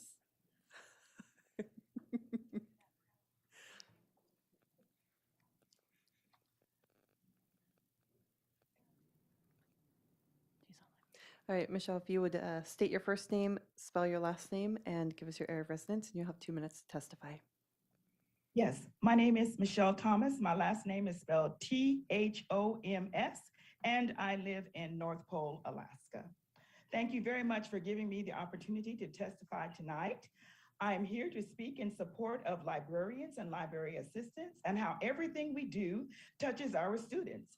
We have provided service to students hundreds of times in the following areas: helping with research problems and reference questions, interlibrary loan service, which includes better access to global information, checking out and in Chromebooks, locating lost Chromebooks, resolving Chromebook technology problems, which free the teacher to do instruction, create attractive library that displays to promote new books, and provide a safe area for students to study in light of COVID challenges that we are facing today.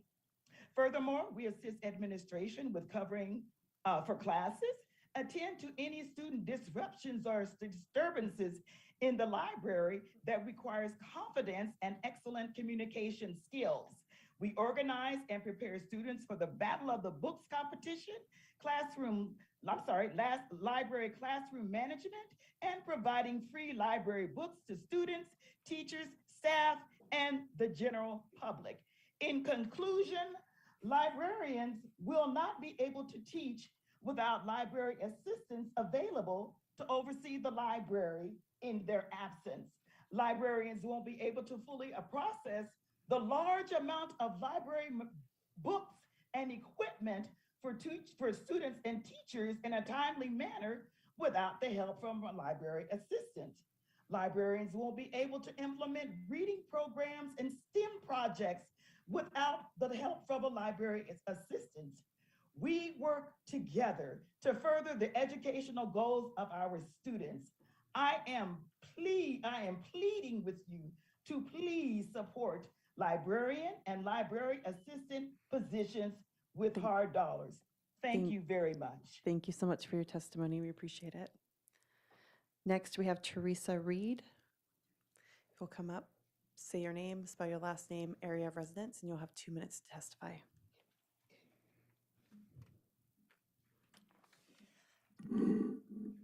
My name is Teresa Reed, R-E-E-D, and I live in Fairbanks. And I think my purpose here is to remind you that we still need band and orchestra in the 4th and 5th grade.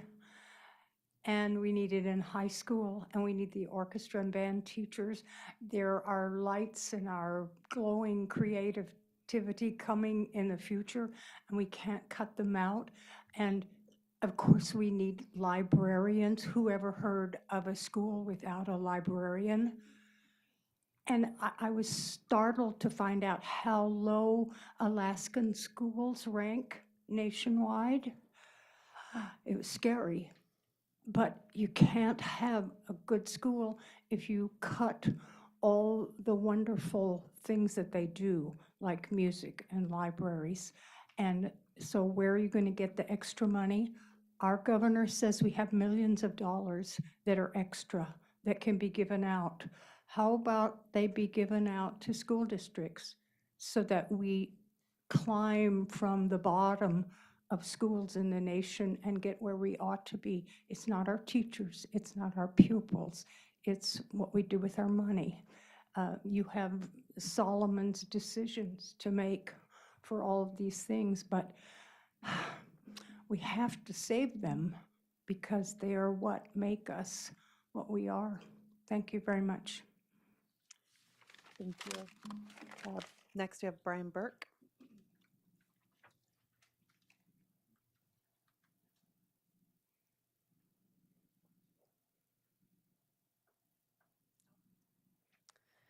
All right, next we have Rachel Reed. Come up, state your name, spell your last name, give us your area of residence, and you will have 2 minutes to testify. I'm back. Rachel Reed, R-E-A-D, and I live in Fairbanks. And I basically just have a laundry list of questions that I can't seem to get answers to. Basically, number one, what is the backup plan if the state of Alaska Department of Education doesn't approve this plan? I've spoken with the commissioner. He hasn't seen a final plan. So if nothing has been approved, then what's backup plan? Because if it gets denied, then all of this is for nothing. Number two, why wasn't the option of closing down a middle school, charter school, or high school provided in the options? It was option A, option A, option A. We really didn't get any kind of option other than what the district wanted us to choose. I would also like to know if there's going to be an increase in certified special education staffing in the middle schools, as the one my son is slated to go to currently has 2, and now they're saying there's going to be 90 sped kids with 2 certified teachers. That's concerning. I don't believe that my son is going to get any kind of help or assistance or anything that he needs. If we're so broke and facing a $19 million deficit, then why is there an increase in district salaries? If you look at the budget as to what they were getting paid last year and what they're getting paid this year, they get increases. We're cutting over 50 teachers. We're cutting over 50 support staff. We're telling teachers, you don't get a raise. You don't deserve a raise. There's no money for a raise, but there's money to give the district a raise. And as far as cutting nurses, I would love to know who's going to be held responsible when there's a life or death situation at the school and there's no nurse, or when a child needs medication and the nurse is the only one that's able to give it to them. Nobody else is going to be able to do it, so now it's on the parents. I see nothing but a fight for the schools, fight for the teachers, fight for the staff, fight for sexual education, fight for music, fight for some kind of option, fight for librarians, fight for nurses. Since when did free and public education turn into nothing but fighting for what is right? Thank you so much for your testimony. We are actually over time for testimony, but if you have a clarifying question, go ahead. Mrs. Reed, you said that the SPED ratio is 2 to 99 students? No, according to the current SPED staff at Randy Smith, there are 2 special education teachers. And from my understanding, they are estimating 90 students, 90 special education students at Randy Smith. So you have 90 students to 2 teachers. Okay. That's a 45-to-1 ratio. Unless you include the self-contained classroom, which is a separate teacher, and maybe 10 students, so you're still looking at 80 SPED kids to 2 And teachers. Who gave you this information? Where did you find it? Well, I called the school directly, and I asked, and they said that they have 2 special education teachers, one for English, one for math. Right, so who said this? The counseling office at Randy Smith Middle School. Okay. And can Mr. Corrales? Mr. Correll is not here this evening. Ms. Moline? Yes, Kate Hall is here so I'll let Kate go ahead and speak to that. The current special ed staff at Randy Smith, for resource correctly, is 2. There'll be an increase in students at Randy Smith next year, and thus an increase in staff at the middle schools. The budget book that was published earlier this year was published prior to boundaries being changed and prior to the grade levels being changed, so it reflects students where they are during this school year, and we have plans to move elementary resource teachers into the middle schools to follow those students. So Randy Smith would not just have 2 resource teachers next year. Point of order. That we stay with clarifying, and then if administration wants to respond later. Ms. we have Reed? time for that. I wanted that clarified, though. Will you email me? Sure. Personally? Sure. And let's talk. Okay. Thank you. Yep. Next, we have Kelly Lynch. If you'll state your name, spell your last name, give us your area of residence, and you'll have 2 minutes to testify. Oh, I almost left. My son is screaming. He's 4 months old. My name's Kelly Lynch. My last name is spelled Lynch. I work for Alaska Native Education as a culture and equity specialist at Tanana Middle School. My job is to help create equitable learning for Alaska Native students to support the school in creating culturally responsive classrooms and learning opportunities. I'm also a parent and step-parent to 3 students in the district. If you've never been to Tanana Middle School, you may not know that the library is located in the middle of the building and is the heart of our school, not just physically, but intellectually. If I'm looking for a place to reach our entire school, it is in the library. That is why one of my greatest allies is our school librarian. Through the librarian, I've been able to suggest culturally relevant books and have Alaska Native language apps be uploaded to our school iPads. Our librarian and I have collaborated on events such as Indigenous Peoples Day and Native American Heritage Month. Although I'm based at Tanana Middle School, I'm a district-wide employee. I anticipate implementing more district-wide cultural resources in the coming school year. To create these same opportunities district-wide that are now in place at Tanana Middle School, I will need the support of all secondary librarians to reach all the students in all of our schools. I will need librarians to coordinate physical media, digital media, and books that promote cross-cultural studies. I will be placing cultural teaching resources with secondary librarians for all staff to utilize. I'll be working with librarians to make sure students have equitable access to resources that the school district has already promised to the Alaska Native community. If there are no librarians present in the buildings, I can't do any of these things. I do not have time to do my job as well as the job of the librarians that you're proposing to eliminate. If there are no librarians in the schools, my Alaska Native students will not have access to literary resources that the district has already promised to provide so they can succeed. Thank you. Thank you so much for your testimony. Next, we have Tina Lammers.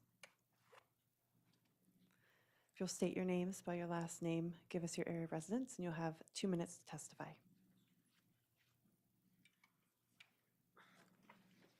My name is Tina Lamers. I'm the library associate at Tixic Brown Elementary School. I reside in North Pole. Spelling of my last name is Lamers.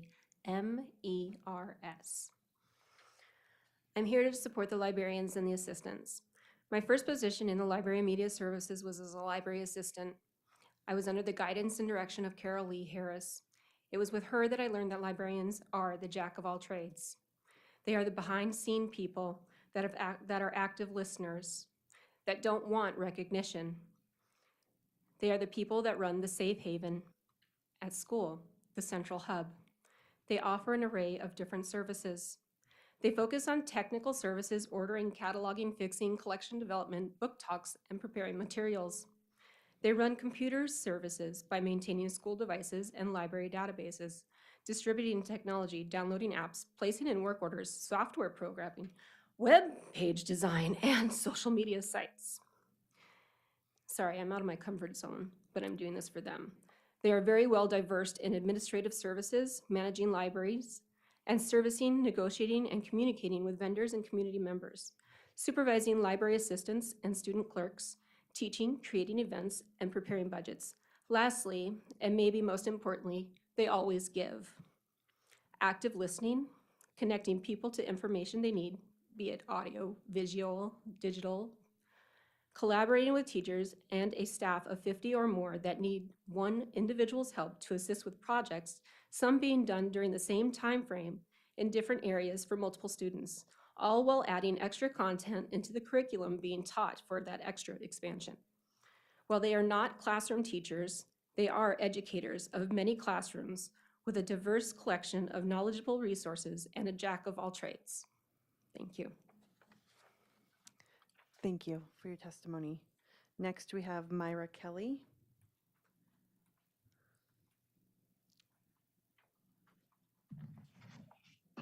Hello, my name is Myra Kelly.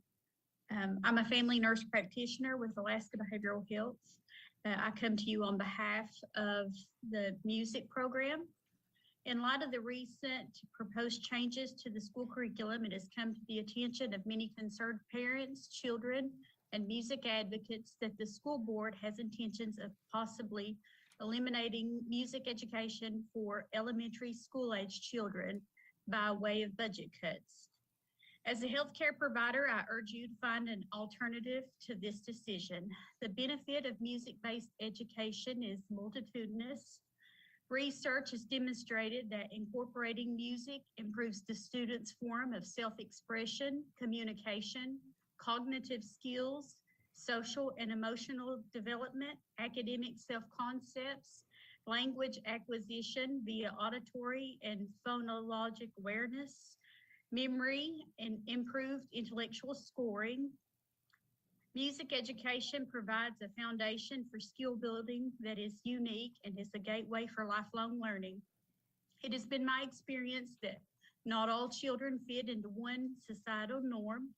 Children build rapport and friendships often based upon shared interest. In my opinion, not all children will build a camaraderie on a sports team. However, many children find music and orchestra to be the place where they're able to express themselves and find peers who have like interests.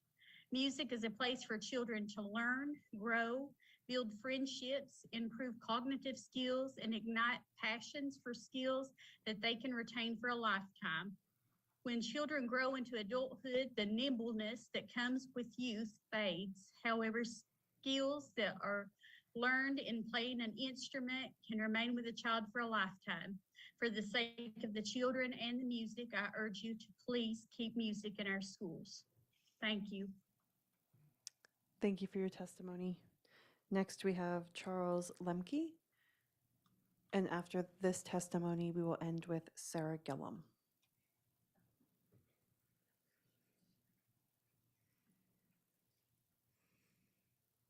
If you'll state your name, spell your last name, and give us your area of residence, and you'll have 2 minutes to testify. Very good. Yes, my name is Charles Lemke, Lemke, and I live in Fairbanks. And I come as a teacher and a coach by education and training, and by disposition, that's part of me. And whereas the one lady earlier on mentioned she did that for 50 years, and I've done it for longer than that. But that being the case, in reference to the music, I can't imagine, whereas I coach, and so I know we're not going to trim money from a sports budget. That doesn't happen in this community, and it won't, just because, and it necessarily shouldn't. Like with any other business, you either cut cost or you increase revenues. And so that I put the challenge out to everybody here, and call on your community to help reach and increase those revenues to make the library programs and the music programs. You would not expect a student of the age of 3, 4, 5 years old to not start math or sciences of any consequence until they're that age. No, we need to start these people younger. With languages and everything else, they learn when they're younger, and it becomes necessarily a part of them and the quality of what they do. This community, I'm president of the Fairbanks Symphony, and I'm very pleased of that because we have arguably the best non-paid symphony in the country here. And it's a prize, it's something wonderful. I also sit on the Fairbanks Concert Association board, and we bring people to this community. This community loves music. It moves by music. We communicate by music. It's an international language. I had a chance yesterday to speak with a colleague down at the Mayo Clinic in reference to cognitive abilities and cognitive values and relationships as it applies to music. And if we don't do it for the kids, we should be doing it for ourselves, because it helps slow down or retard early onset of Alzheimer's or other diseases like that. So let's do it for the kids, let's do it for the community, and ask the community for help if you would like, going either to the city council or any place. Thank you, that was time. Thank you so much for your testimony this evening. Thank you. I hope this was loud enough to where you could really hear what I was saying. And so. Absolutely, thank you. Ms. Sarah Gillum, state your name, spell your last name, area of residence, and you will have 2 minutes to testify. My name is Sarah Gillam, Gillam, and I live in Fairbanks. Good evening, school board members. First, I want to acknowledge the difficulties you all face as you grapple with the budget shortfall this year, and I know that every single position and program cut impacts our larger school community, and most importantly, our students. Tonight, I would like to speak specifically to the impact of cutting 2 assistant principals from the CARES 3 funding. At each meeting, to focus the important work you do, the board begins with restating the mission statement of the district: to provide an excellent, equitable education in a safe, supportive environment so all students will succeed and contribute to a diverse and changing society. The position of the assistant principal in our schools today, much like librarians, is a world away from what I can remember when I was in high school. Assistant principals work every day to build personal connections and relationships with students, families, and staff in order to best support the whole child in our schools. They are integral in coordinating all of the moving parts of our systems that serve to support students and advance the mission of our district. I also believe the work of an assistant principal, which is too wide-reaching to list here, fully speaks to the vision of the district to support each and every student achieving academic and life success by personalizing the learning process. With regard to activities coordinators, I would propose that we approach the situation creatively and explore other models that can continue to meet the needs of our students and programs. An assistant principal can fulfill the role of an activities coordinator, but not the reverse. For these reasons, I would like to support the original budgetary proposal put forward by Chief School Administrator Karen Moline regarding assistant principals and activities coordinator positions. Thank you for your service to our district, and I know that through our shared goals and commitment to students and advocacy for funding, we are all working together to find the best possible solutions for our students. Thank you. Thank you. That is awesome. Yes, Ms. Marati. Sorry, Ms. Gillen, one clarifying question. Do you support you said you support the proposed budget from admin. Do you support the whole budget, or are you talking specifically about the APAC? I was just speaking specifically to that I know that in that they shifted 2 assistant principals from Lathrop and West Valley to CARES funding, taking it out of the general fund, which I understand, and then cutting the activities coordinators, except maintaining that one district-wide one. Okay, thank you very much for that clarification. Thank you. Oh, Mr. Sampson. Thank you for coming down today, Ms. Gillum. You brought up the assistant principals there at your school, West Valley. Can you explain to me why West Valley should have more assistant principals per number of students per capita than many other schools in our district? Why should West Valley have more assistant principal staff than say North Pole? So I think, I guess I would have to look at the numbers to know the exact ratio. I think that, I mean, every school is going to advocate for the positions that we have within them. I think that we serve a diverse population of students too, and that there's a lot of needs for all students. I guess I don't know exactly what the ratios are at the other schools. I know for us, it's about, oh gosh, now I'm not very good at fractions in that sense right now because I didn't think about it. But I guess for me, I know that the work that our assistant principals do really serves students in an individual way, working to help build all those connections and that support web to help students be successful in our schools. Mr. Sampson. Thank you. I heard you mention the whole student as opposed to half a student. How many administrators do you have? We have 4. Thank you. Thank you so much, Ms. Gillum. Public testimony is now closed. We will move on to, we do not have a Borough Assembly report this evening, so we will actually move right into the President's report, goal and objection. Ensure students, staff, families, and the community are informed, connected, and engaged with the district. I'm going to make it very short and simple this evening. We've got a heavy lift to give this evening. But this one is for the board. We are working again with the accreditation review for our district, and there is a scheduled Zoom meeting on the 5th at 10:30 a.m. And if board members are wanting to join me, I can have up to 2 other board members join me. If you will please email me That way, we can invite 2 more board members to participate in that with Mr. Meinert. The next, the other thing that I just wanted to remind the public is that tonight, we're going to go over the proposed budget. We're going to kind of work through things during the information reports. Tomorrow, if we do have a special session scheduled for tomorrow and even possibly Thursday, I'm hoping that maybe tomorrow we can vote on our proposed budget. If not tomorrow, it will be Thursday. April 21st is when our district will be presenting to the borough our proposed budget. We'll have a big presentation on that day, and then we will get our budget back from the borough. And May, June, we will do the final approval of our budget. And so that will be kind of the process and the next couple of steps as we go through this budget process. And so I just wanted to keep the community abreast of what our next steps are and the dates of those next steps so that you all can follow as we go along in our budget conversation. And that is all I had for tonight. The next item of business is our Chief School Administrator report, including updates on school closure, transitions, and transportation.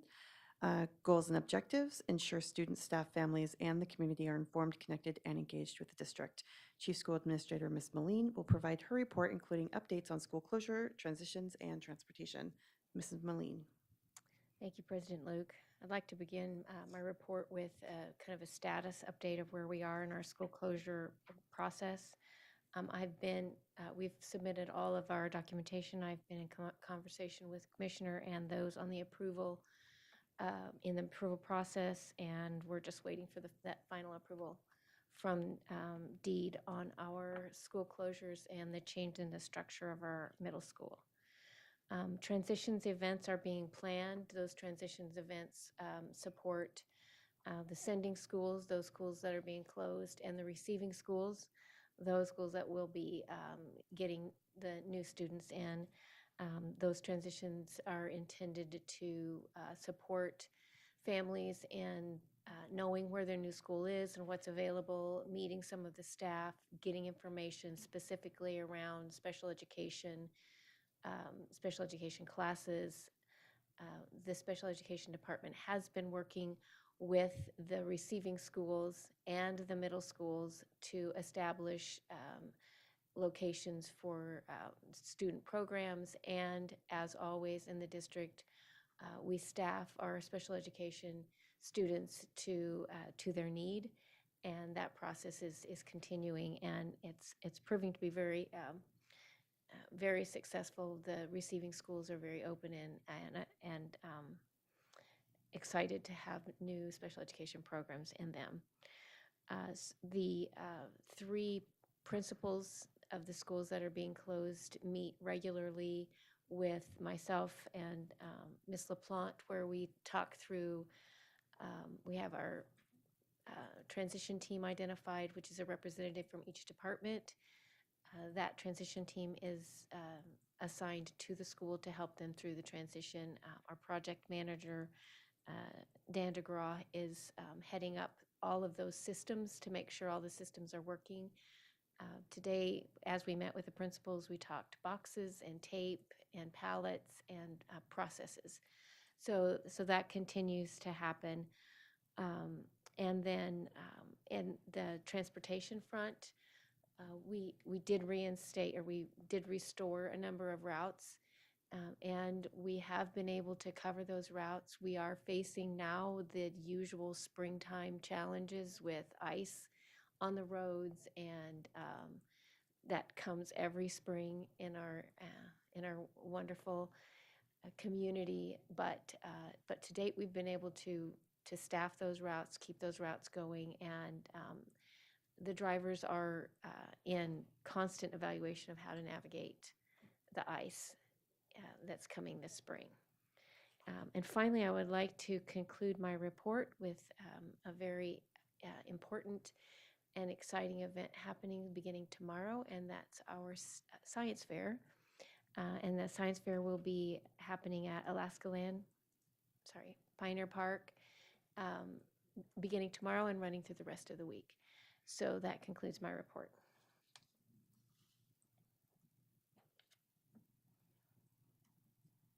Ms. Marati?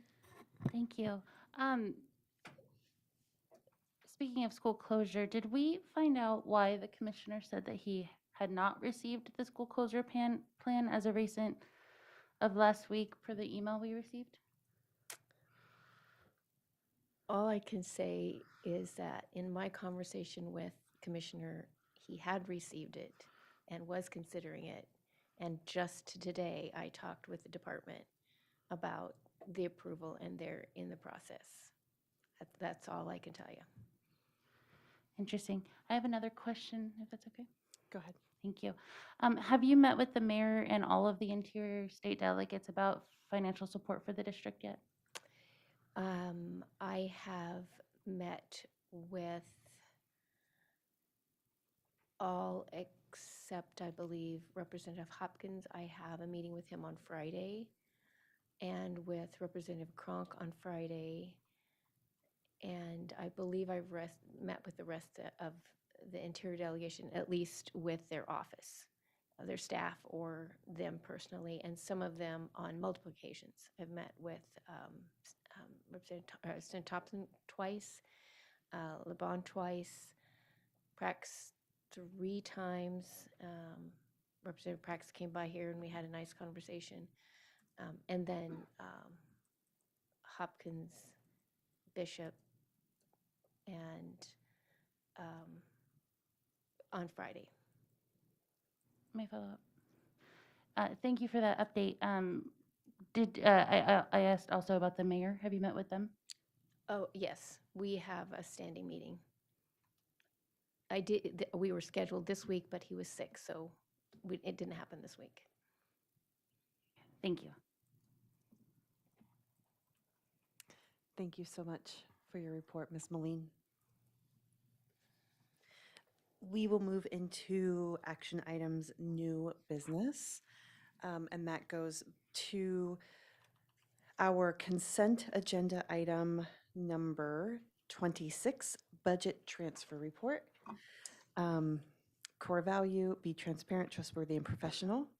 The budget transfer report for the period February 16 through 28, 2022, that was provided, and each one of our board members does have that information. Can I get a motion, please? Move to acknowledge the budget transfer report for the period February 16th through 28th, 2022.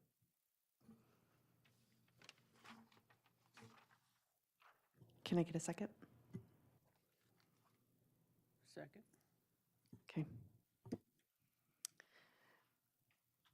Thank you. Ms. Marati, would you like to speak to the reasoning behind pulling this item? Yes, and I emailed the chair and also Mr. DeGraw and our vice president and Ms. Tuttle that it's my understanding that the $6,000 training that was outlined in the transfer budget or transfer report includes anthroposophy, which in my opinion is an illegal use of these funds, and therefore I cannot acknowledge this budget transfer report.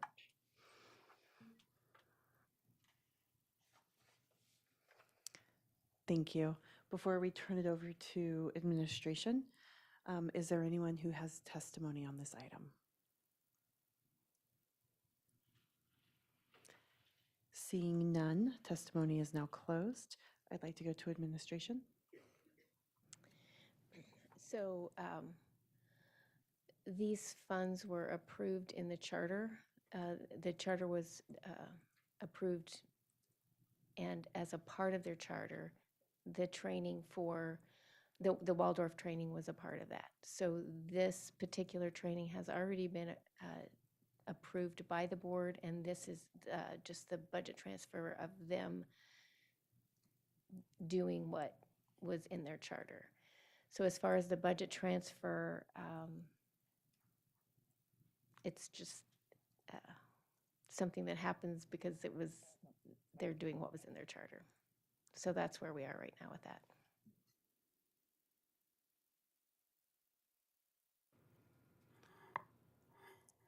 Ms. Smith? Thank you. I share Ms. Marati's concern about funding things that are religious in nature, or, just outside of the scope of what we're supposed to be doing. I don't understand why we can't just know the basics about this training. I think that Ms. Marati asked multiple times, who was the presenter? Where did this training take place? What was the training? Just what is it? Like, so-and-so presented about this. That's all that she's asking for, and I think that's a reasonable request for the school board of a charter school or anyone else.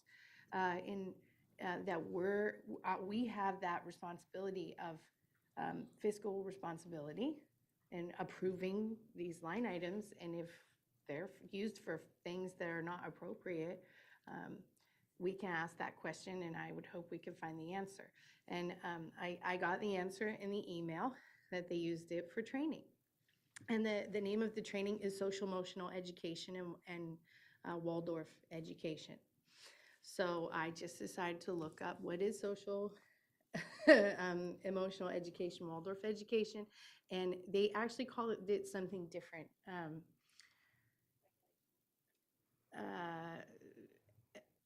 Self-emotional regulation. So that's odd, right? What does that mean? So I did some research. What does that mean? And when you read the documents that come with public Waldorf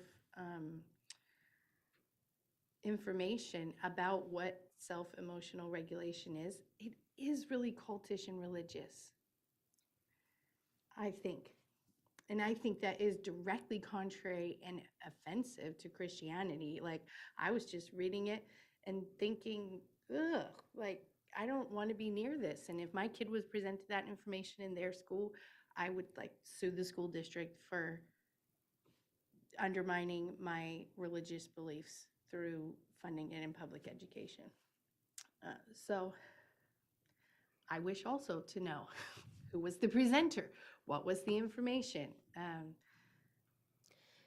Just for clarity, this hasn't happened yet.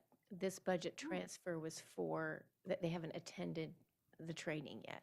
So the budget transfer indicates that they're planning to take this training trip. So that's what this acknowledgement of this budget transfer is that as a part of their charter, this is a part of the training. So they have then signed up to go to the training. So it hasn't happened yet. And this budget transfer is just transferring the funds for their travel. So we wouldn't have what was presented at the conference just yet. But we can certainly get that in their report if that's what the board would desire. I think that is definitely a huge request, that there's just understanding of what it is. Just because of that, and please, board, correct me if I'm wrong, that there was a big concern over, and Ms. Murata, you say it beautifully. How do you say it with the A word? It's anthroposophy. Anthroposophy. Anthroposophy. Hey, you got it. Okay, there we go. Because of the religious aspect of it, ensuring that that part is not part of the Waldorf method that our public school is utilizing. And so I think that's where the concern is coming into play, is ensuring that that religious aspect of Waldorf is not being utilized with public funds in our public school setting. And so it's just a double check on that. And I had Ms. Matheson and Ms. Sanderson's hands up. My question is that, so they haven't taken this, but they know who is speaking, they know what it's about. Even their brochure I want to see something also. Thank you, Ms. Sanderson. Thank you, President Luke. And I was just under the impression that when they came before the board, that they were dealing with the philosophies of Waldorf, Steiner. They were changing to make a direct statement, and they were veering away from his philosophy in the sense of the negative, I don't have the clear, but that was part of what they presented to us. And I also, unless I'm wrong, thought that this and for philosophy was not going to be a part of what they were doing. I did ask the question as to how did they call themselves a Waldorf school if they were departing from the main philosophy that they stand on. So I'm still, when we do the work session, have some clarification on those things. Thank you.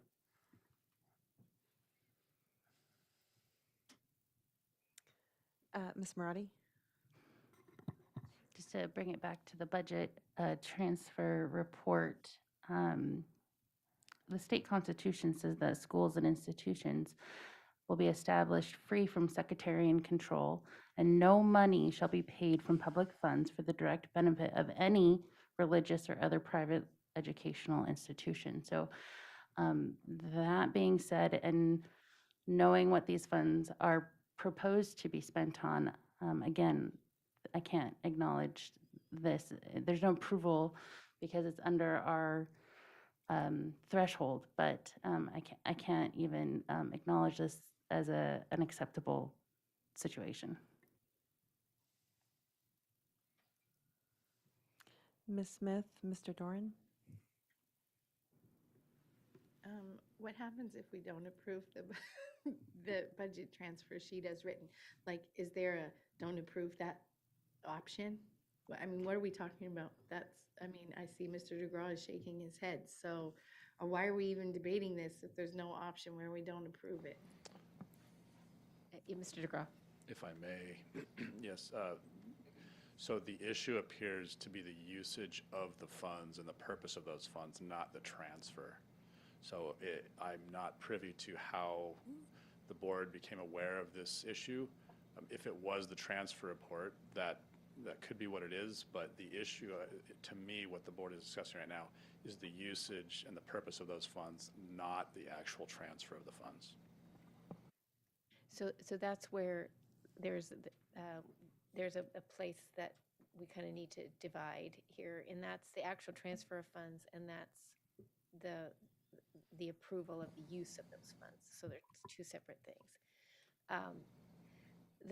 Where this is kind of tricky, and we'll have to work through this, is technically the board already approved this activity through the charter. When the charter was approved, it says in there to provide professional development and training in the Waldorf model, or the whatever the language was. I don't have the exact charter language in front of me, but so the argument could be made and probably holds water that technically the board has already approved this as an activity. What would need to happen, because it's already been approved, I think the board can ask for content of the conference, reports back after the conference. I think that would be within, what could be done. And then when it's time to look at the charter, that would be your time, this round, to look at that.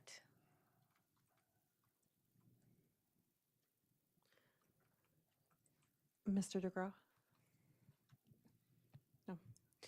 I had Mr. Doran, and I was in the queue, Ms. Matheson, Ms. Marotti, and Mr. Sampson.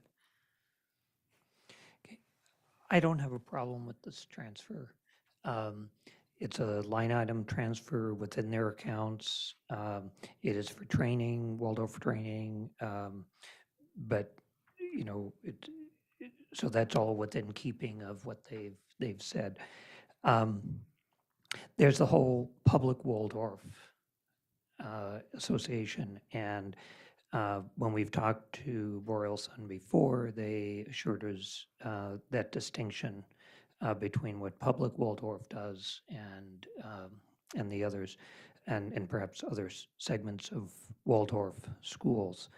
I think it is important for us to be alert to and make sure that the charter schools do know that no public funds can be used for religious purposes.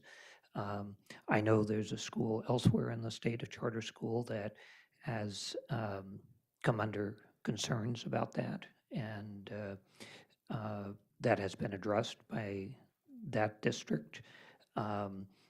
I would imagine that our administration is on top of this to make sure that these things are being appropriately monitored. And I have confidence in their ability to do that. They've worked very closely with the charter schools. You know, double checking, making sure that since it's come up as a concern, the second time, I was pleased with the first answer.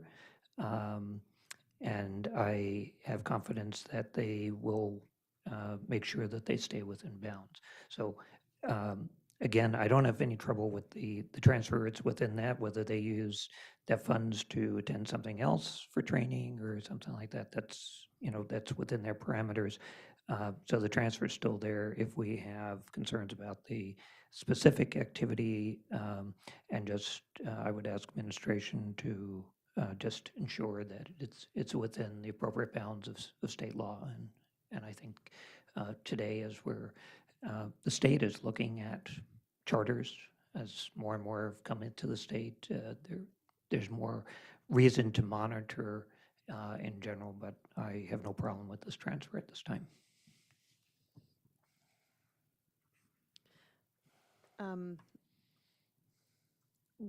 I reached out and I was able to speak with someone about this just recently, and they stated one of their concerns was that the company or the trainers also provide the, Miss Marathi, help me out, anthroposophy training as well.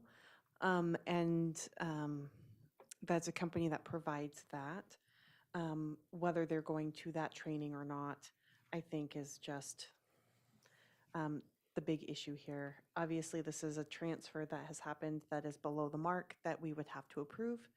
And I just think that clarification is, if we can just get that clarification, in my opinion, I think it's fine, as long as we can get that just clarification.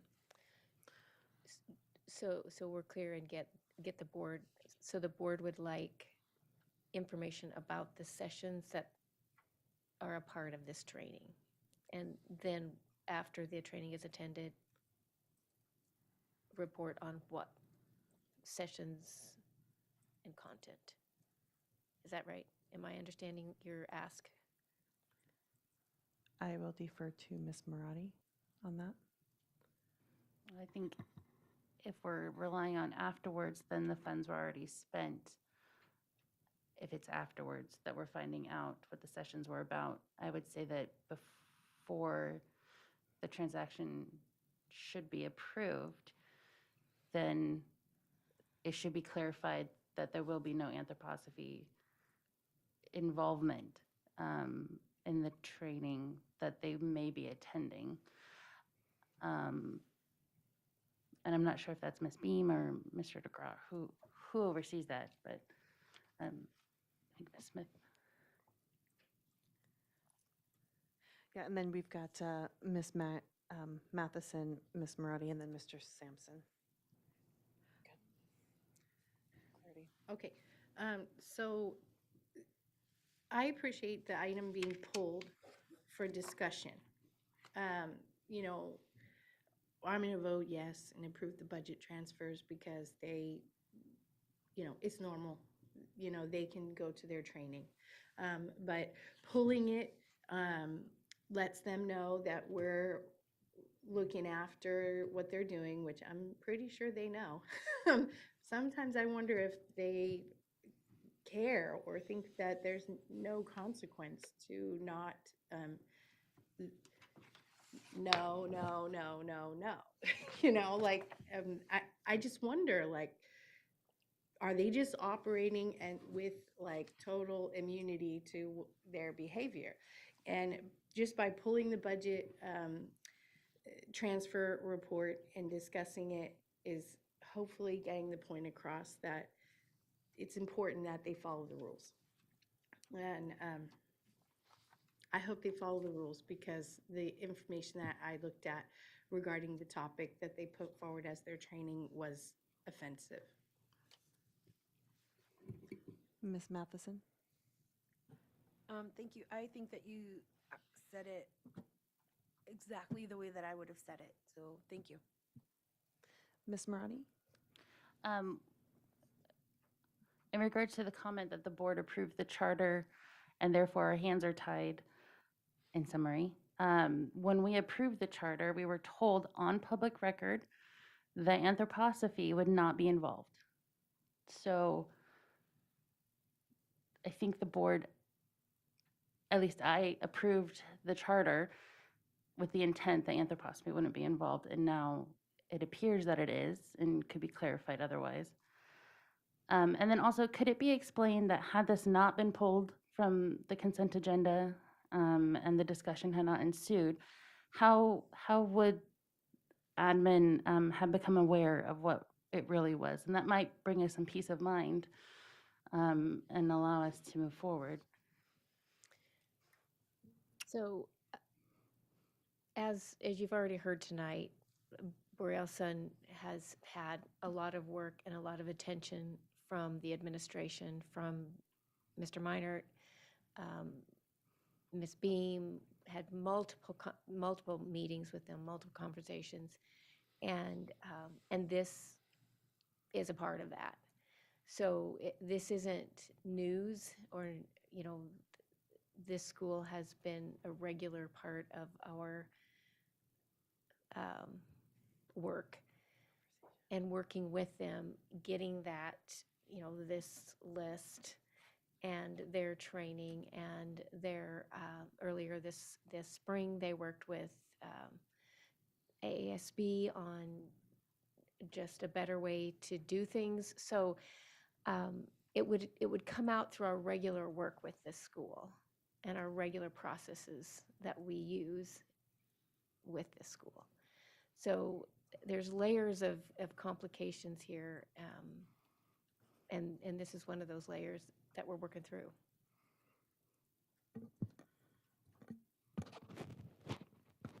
Mr. Sampson? Thank you. We just heard about a regular process. When we go through the budget transfer report, that's a regular process. As to whether or not this would have come to the attention of the administration, I don't know necessarily if it would have or not, to the point that it rose to the board's attention. And I'm not saying that it's the administration's job to catch every little thing that comes through. That's why we have, some other sets of eyes up here. I agree with Ms. Marati. If we think, just because we said we were going to give that outfit some money, it doesn't mean we have to. Just because we said we're going to give you money for X, Y, and Z, and we think they're spending it on A, we're the school board. We can do whatever we want.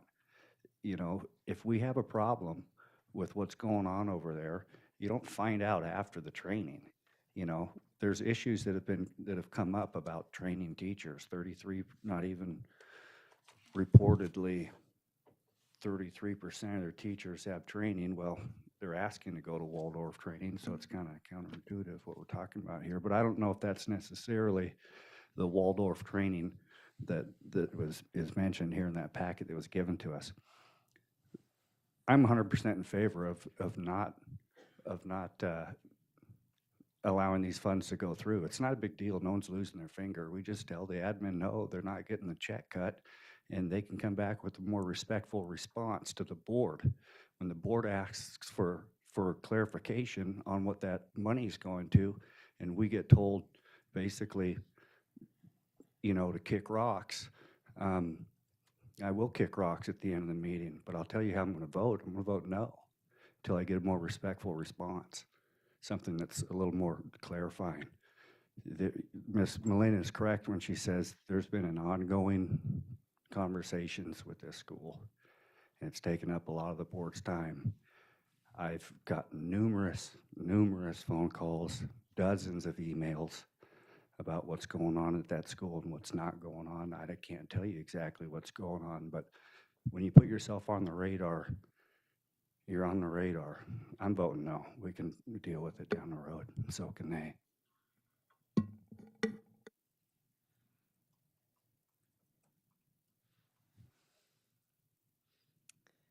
Oh, Mr. Doran? Just have a procedure question. So the money hasn't been spent on this particular transfer, is that correct? Can you address that, Mr. Dura? I personally don't know that, but from what I've heard other people mention, it sounds like the training has not occurred yet. And procedure-wise, aside from this, if there was one item, whatever it was in the transfer report, that was problematic, I know we're just really accepting the report. What does it do to all the other transfers? If there's a question with one. So, yeah, the nuts and bolts of what's occurring here is the transfers have already occurred. And just, it sounds like there's some wonderment of whose responsibility is to notice things. My office receives thousands of budget transfers every year, and it's not in the scope of administrative service to vet every single. That was a transfer to professional development. It would be impossible for my office to vet thousands of transfers every year. And if I might have follow up, and in terms of your office, you don't necessarily approve, that would be under the chief school administrator or her designee who would actually approve or disapprove if there was something there appropriately. It's not my office. It's not the scope of administrative services to vet the spending of dollars at charter schools. Right. Okay. Thank you. Ms. Matheson? So then who does go over, or who approves these transfers?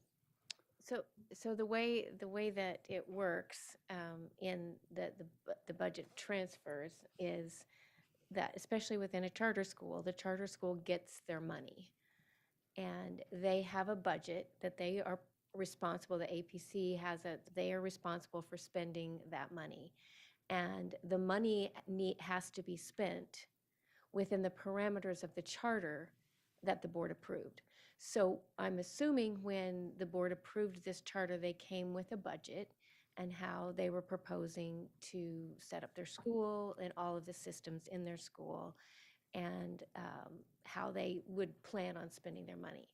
So that's when the board says, yes, we give you this charter and you get this money and you get to manage this money as a school. So it's kind of a microcosm of what happens at the district level. They are responsible for spending their money within the parameters of their charter that the board has approved. So then what happens is they build their budget and they start spending their money. And so this particular school has their charter, they have their money, they're working through their processes and through these things. And one of their things is we need training. Here's our training. They fill out their, just like we do here when we travel, you get your approval for your travel request, everything is approved, and then the transfer then we get to this point where it goes to an admin services. Admin services says that's approved within the structure, and then it comes here to acknowledge that transfer. Ms. Matheson? So there is an approval process An approval process for for them to get this money. it's within their budget. Okay, so They approve that budget. I understand that. How are we sure then that their training doesn't have the anthroposophy in it? We would They told us that they wouldn't. But if it's coming up now, then someone clearly heard or knows that anthroposophy would be a part of that training. I don't know that we do know that. I think that's what the board is asking to find out. Am I missing that? I thought that was the ask from the board, is to find out if that's what is in the training. Right, so we'll find that out. Will we find that out before they spend that money? We can find out before they go. I believe this is a summer conference. Is that correct? Yeah, okay, we can find that out. I was just going to say, and then Mr. Sampson, they told us that they were not going to do it. They know that we're looking into it, and we approve it. And if we find out that they were doing what they weren't supposed to do, it's like my kids, right? You tell me the truth, we can work through it. You tell me a lie, you get in more trouble. There's consequences. However, they're telling us they're not. We have this. We're going to look into it. And if they are going to that training, which is against what they stated to us on record and what is appropriate for public schools, I personally will vote yes, because I'm going to put my confidence in their ability to go with their word, because thus far, the issues that we have had, they have been, Boreal Sun has been on our radar. However, when we discussed with them last year, some of the issues that came up during their contract and discussions, they came up with a plan, they followed through, we discussed it, they have a plan of action, and I think that personally, I would like to respect them enough to say, you will be by your word, and approve it, and get clarification. Mr. Sampson? So Thank you. Just to clarify, before Mr. Sampson goes, that the conference is evidently scheduled for March 31st. So it's coming up quick. So, yeah. Yeah, it would have been a good time to send a more clarifying letter in, when they know that we're getting ready to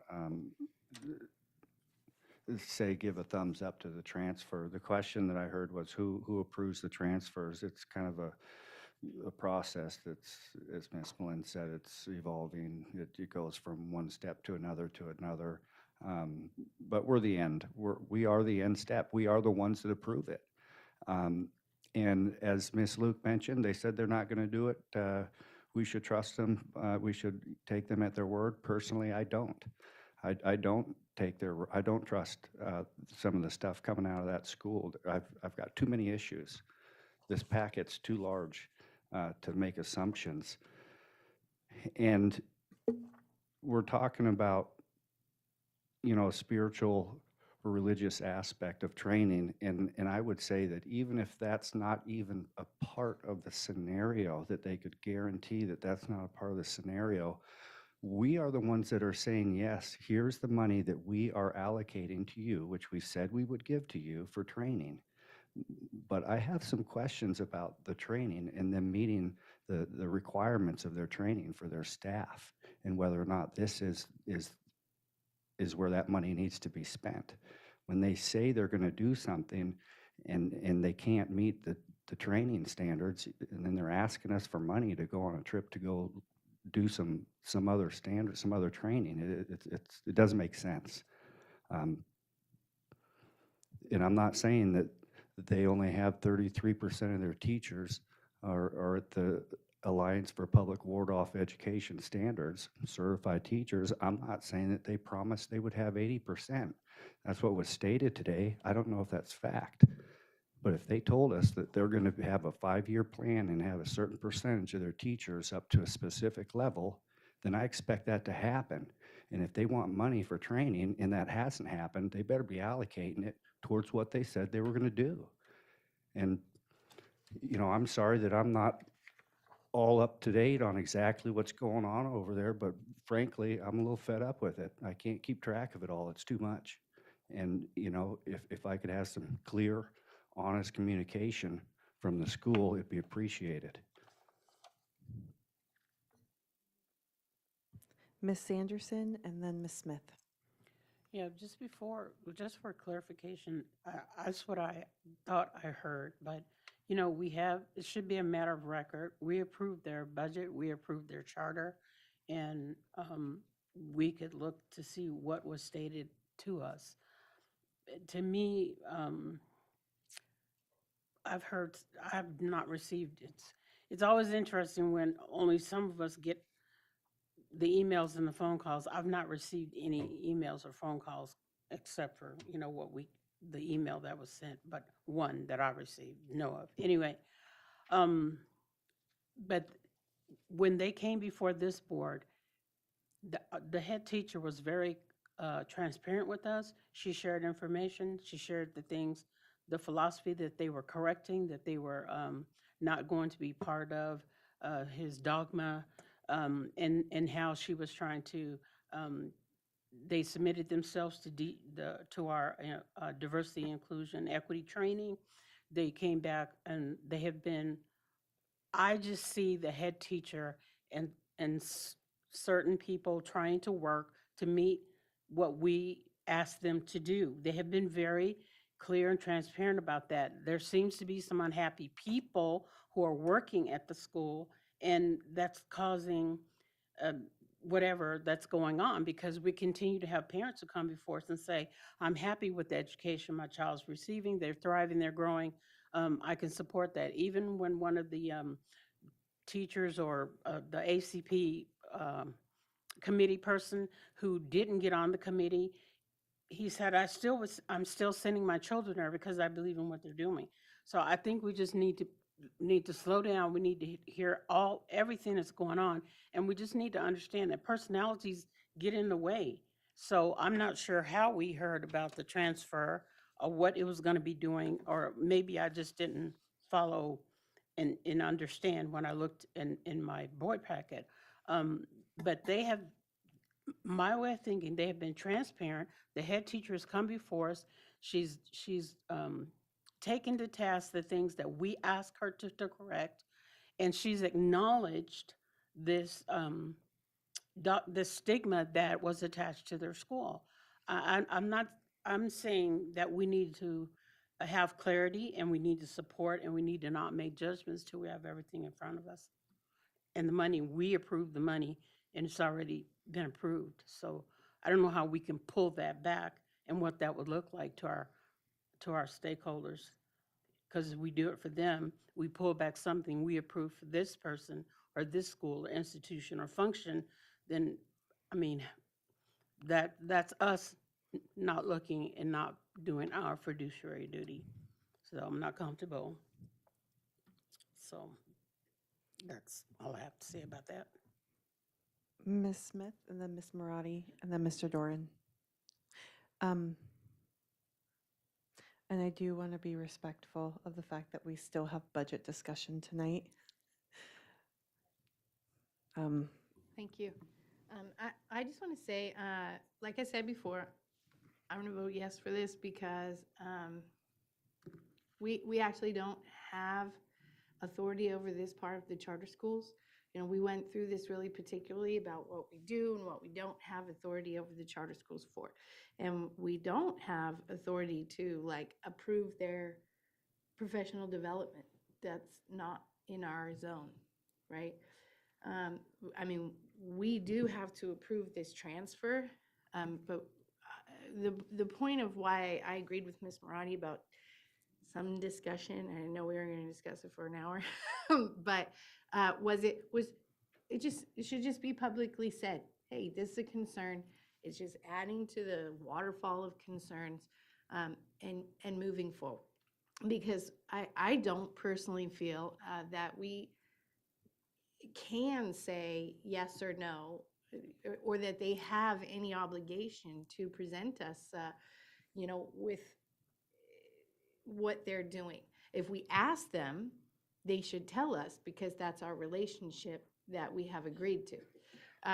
But unless we have like a direct, if they send us a big brochure on anthroposophy, then we're going to be like, no, that's probably not what we agreed to, if we ask them for it. But they don't really have an obligation to give it to us before, or for us to be saying yes or no to every little thing they do.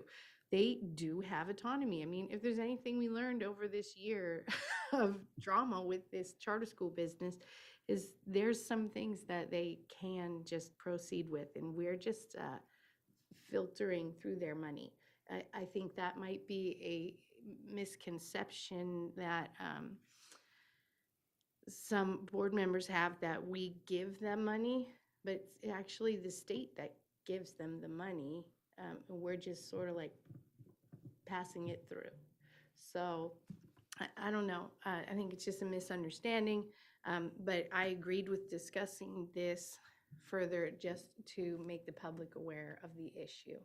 And so I'd like to maybe call the question on this vote and move forward.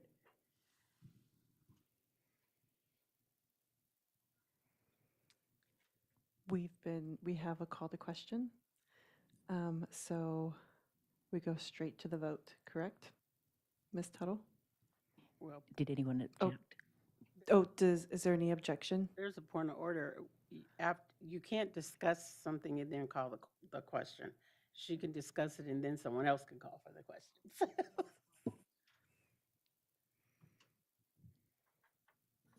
I'll call the question.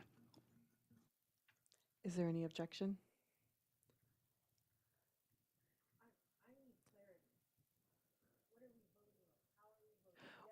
We are voting, if you do, the motion will be moved to acknowledge the budget transfer report for the period February 16th through 28th, 2022. A yes would be that you acknowledge it, and a no means that you do not acknowledge it.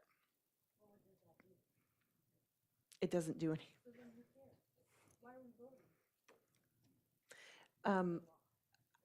It is part of our responsibility as board members. Seeing no objection, Ms. Tuttle, can we get the vote? Colonel Williamson? Yes. Thank you. Colonel Surrey? Yes. Thank you. Mrs. Smith? Yes. Thank you. Mr. Sampson? Yes. Thank you. Mrs. Matheson? No. Thank you. Mr. Doran? Yes. Thank you. Mrs. Sanderson? Yes. Thank you. Ms. Marati? No. Thank you. Mrs. Luke? Yes.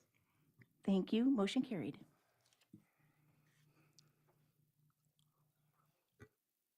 Thank you so much. We are moving on to information and reports. Fiscal year 2022-2023 recommended budget report and budget work. Goal and objective: communication and engagement ensure students, staff, families, and community are informed, connected, and engaged with the district.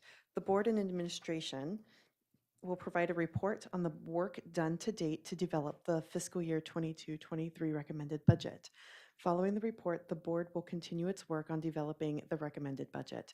The fiscal year 22-23 recommended budget will be before the board for approval at its Wednesday, March 23rd, 2022 special meeting.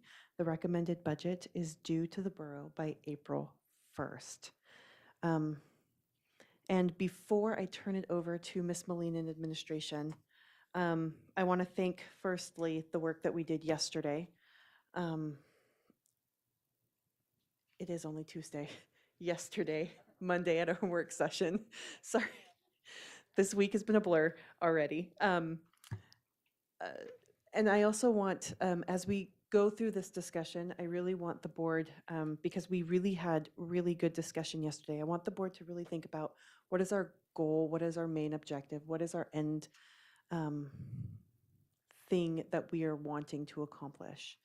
I think Mr. DeGraw and Ms. Moline at the very end very kindly reminded the board, focus on the big picture and allow them to make the pieces work. They are very capable, and coming back with all the information that they have given us today from our requests last night is pretty impressive already. So I'd like to turn the time over to Ms. Moline. So to just kind of recap for the report, on February 15th, the administration presented a balanced proposed budget for fiscal year 23. I apologize. Before we continue any further, it is 10 minutes to 9. Can we get an extension, please? Move to extend to 10 p.m. Second. Any objection? All right, we are extended until 10 p.m. Thank you. Okay, so in the budget work so far, February 15th, the administration submitted to the board a balanced budget that included 2 funding sources. So in our process so far, we've acknowledged that we're running 2 actual budgets. One is our general fund budget, which is in the published book, and then the other is in our CARES budget and how we're responsibly using those federal funds that haven't been allocated for COVID relief. So we've acknowledged that and how those 2 budgets interact. And so we proposed that on the 15th. Then on March 11th, a memo was sent to the board that identified the increase of general fund funding from the state once they worked out the intensive resource student allocations with those. So there were some other adjustments made, the deletion of Let's Talk app. So with that additional funding, 5 district-wide music teachers were moved into general fund, leaving 1 in CARES. There was some other adjustment made to a 0.5 aide at Barnett. A 0.5 SSM from CARES was moved into the general fund. Was moved out of CARES. So that's the baseline with which we've had our conversations so far. In the first work session, there was a list of considerations that the board discussed. So the administration put together a chart of kind of a culmination of those discussions. And then again, at last night's work session, in addition to what we've already talked about in the first work session, there is another list of considerations that you'll find in your packet on your desk. I would also like to acknowledge that there was quite a bit of conversation around PTR at our last work session. Mr. Doran had sent some possible considerations to the administration. We worked through that today, and you should have in your email, in response to Mr. Doran's questions, those scenarios we ran. And essentially what those were taking the PTRs and having an elementary PTR, a middle school PTR, and a high school PTR. And he offered two suggestions that we look into and what that price tag would be. The discussion last night included the keeping the PTR as it is now funded this year would be about a $3.1 million price tag. The first scenario that Mr. Doran presented was a PTR in K5 of 24, in 6-8 27, and 9/12/29. And of course, the numbers that we're talking about now are projections and estimations. So I think we need to make that really clear. But the price tag for that PTR was about 3.5 million. The second scenario that Mr. Doran asked about was a K5 PTR of 25, 6/8 of 27, a 9/12 of 30. And the price tag for that PTR was right at about $1.9 million. So the interesting thing about that scenario that I found most interesting was that how closely that amount was to the funding for the math and literacy assistance, which was also a part of the discussion last night, is taking those math and literacy positions and removing those to keep the PTR lower. And the net positive result of that would be across the district, we could support students in that learning loss. So those were some of the numbers that we worked up to date. And I want to be perfectly clear who the we are. That's Mr. DeGraw, Ms. Weaver, and Nico were the ones that helped. We worked through this, and they did the legwork. So I truly appreciate the team and how responsive they've been to all of these different scenarios. So what you'll find on your desk and in your packet are the things that we discussed last night and that Ms. Marati sent in her email, and the price tags that go along with that. So that's kind of where we are so far in the discussion. Also, a part of Mr. Doran's email and questions was the staffing implications and the funding implications. So we just went through the dollar implications, and so we'll talk just briefly about the funding, the staffing. And as we've done in this district forever, is that we fund to the students. We have a PTR and we fund in that way. The impact of the staffing and the PTR is different in elementary school and secondary schools. So the difference in how those schools are structured is what makes the impact different. So when you have a PTR in an elementary school, you have a lot more flexibility on how you organize your classrooms, where those students sit, how that works.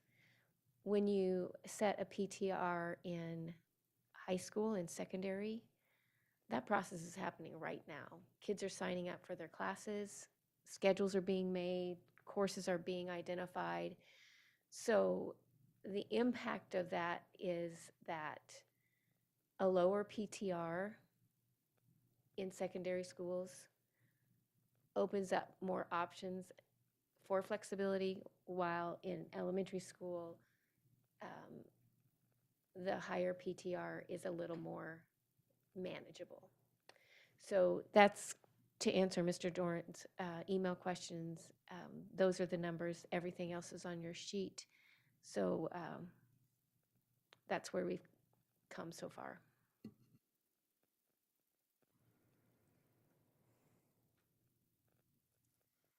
Ms. Marati, then Ms. Smith, then Mr. Doran. Thank you for that explanation. I think I'm confused. Is this the document that you were referencing that should have what the board discussed on where we want to see figures and increases in costs? Yes.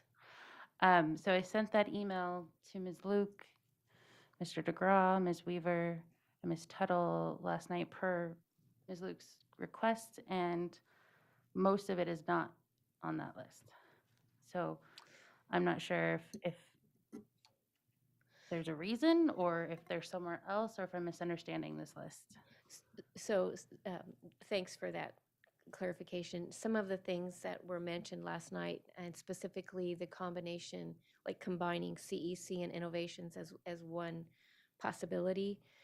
And as we looked at that programmatically, it just didn't make sense, and we couldn't figure out how in this budget we could do that. If that's the direction we want to go, we're going to have to look into how that would look, because the programs are so very different, and the students that they serve are very different, in that the innovation students are in the high school, and that's where they want to be. They want to have that.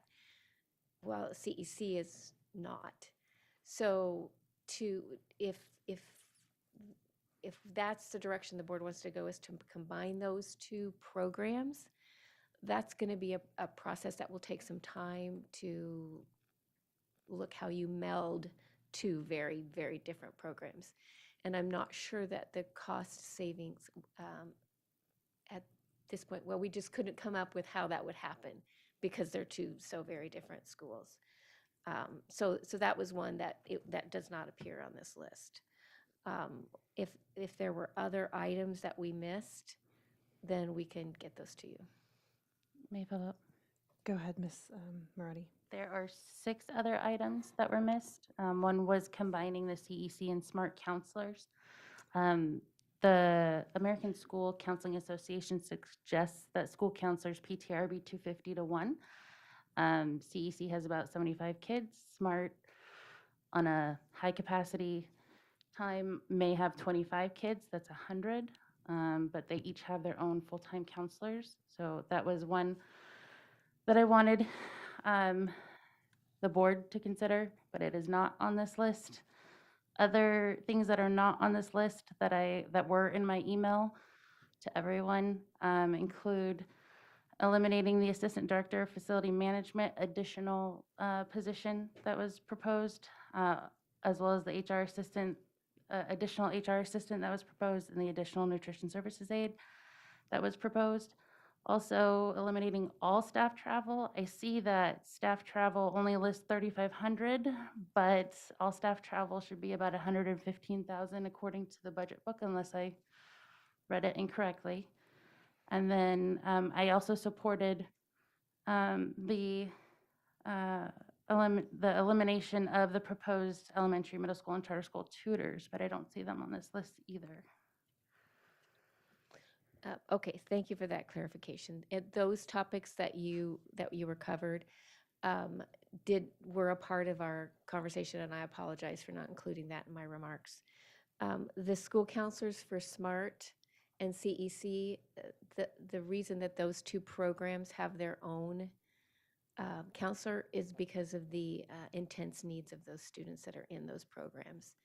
The students in the SMART program are students that have come to us with some pretty significant needs and need their person. CEC students are also navigating some pretty complicated life issues and having their own dedicated counselor.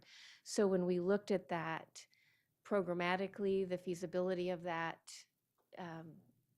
didn't make sense, and wasn't something that we could, it would be detrimental to the programs. So that's where that one landed. And then as far as the assistant director, the HR assistant, the nutrition person, at the end of last night, we talked specifically about if those are the detail of cuts that the board would like to go with. We had requested that you give us like a percentage so the experts in those departments could find them instead of targeting positions.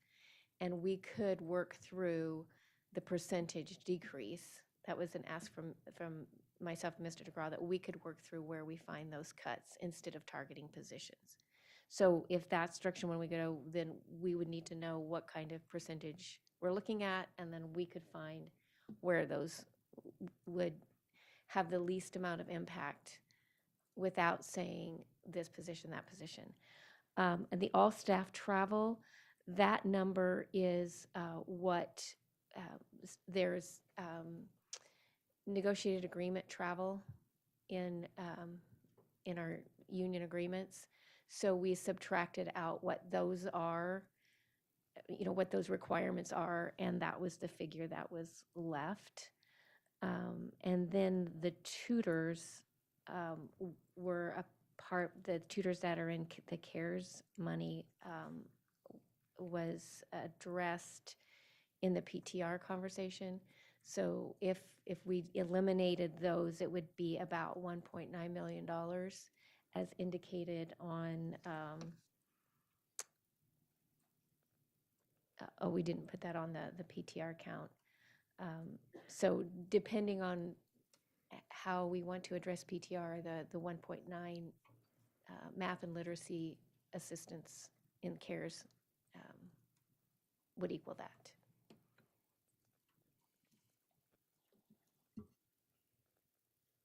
Yes, Ms. Marati? Thank you for the explanation of the missing items. I would still advocate, so I hear you about the SMART and CEC counselor needing to have more breadth to be able to work with the students that have higher needs. However, I think 100 to 1 PTR is significantly less than the suggested 250 to 1 PTR, again, suggested by the American School Counseling Association. And I guess I want to hear from through the chair from the board about the specific positions versus percentages that Ms. Maline mentioned. Yeah, and those are my only two then. I think currently I've got everybody on the list to talk, so while you speak, if you wouldn't mind speaking to that, that would be great.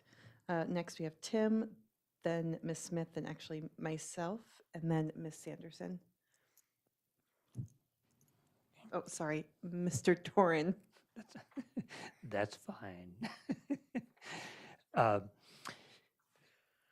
I guess since we started with this sheet, I'll stay with that. I have some other questions just informationally for help me tonight. But just want to understand the numbers. On PTR, it says 39,500. What's Mr. DeGraw, you want to talk to that figure? So that is an assumption implementing your second scenario that you emailed, the 25, 27, 30 PTRs, and that is a hypothetical scenario indicating that PTR level combined with the elimination of the math and literacy teaching assistants. okay? And it indicates a savings. A savings, okay, all right. And just numbers, I'm a little confused on ASB. Am I correct that the membership is 22,000, or am I wrong on that? I believe it's gone up over the years, and we're at 24 now. Okay. And our lobbyist contract is 50,000. Are you putting in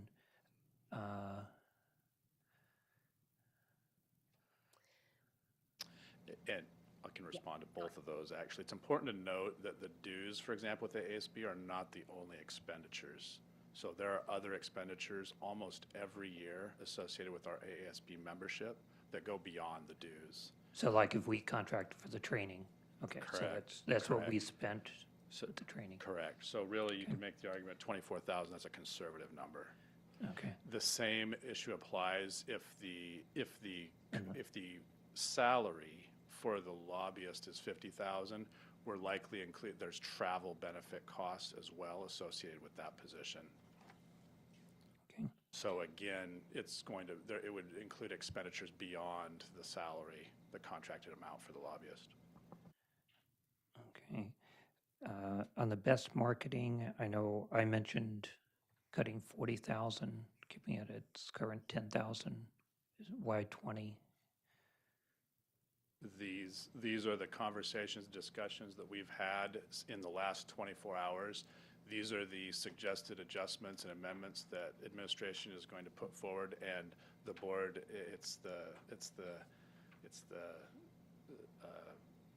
the board has the prerogative to make amendments to these suggested adjustments. Okay.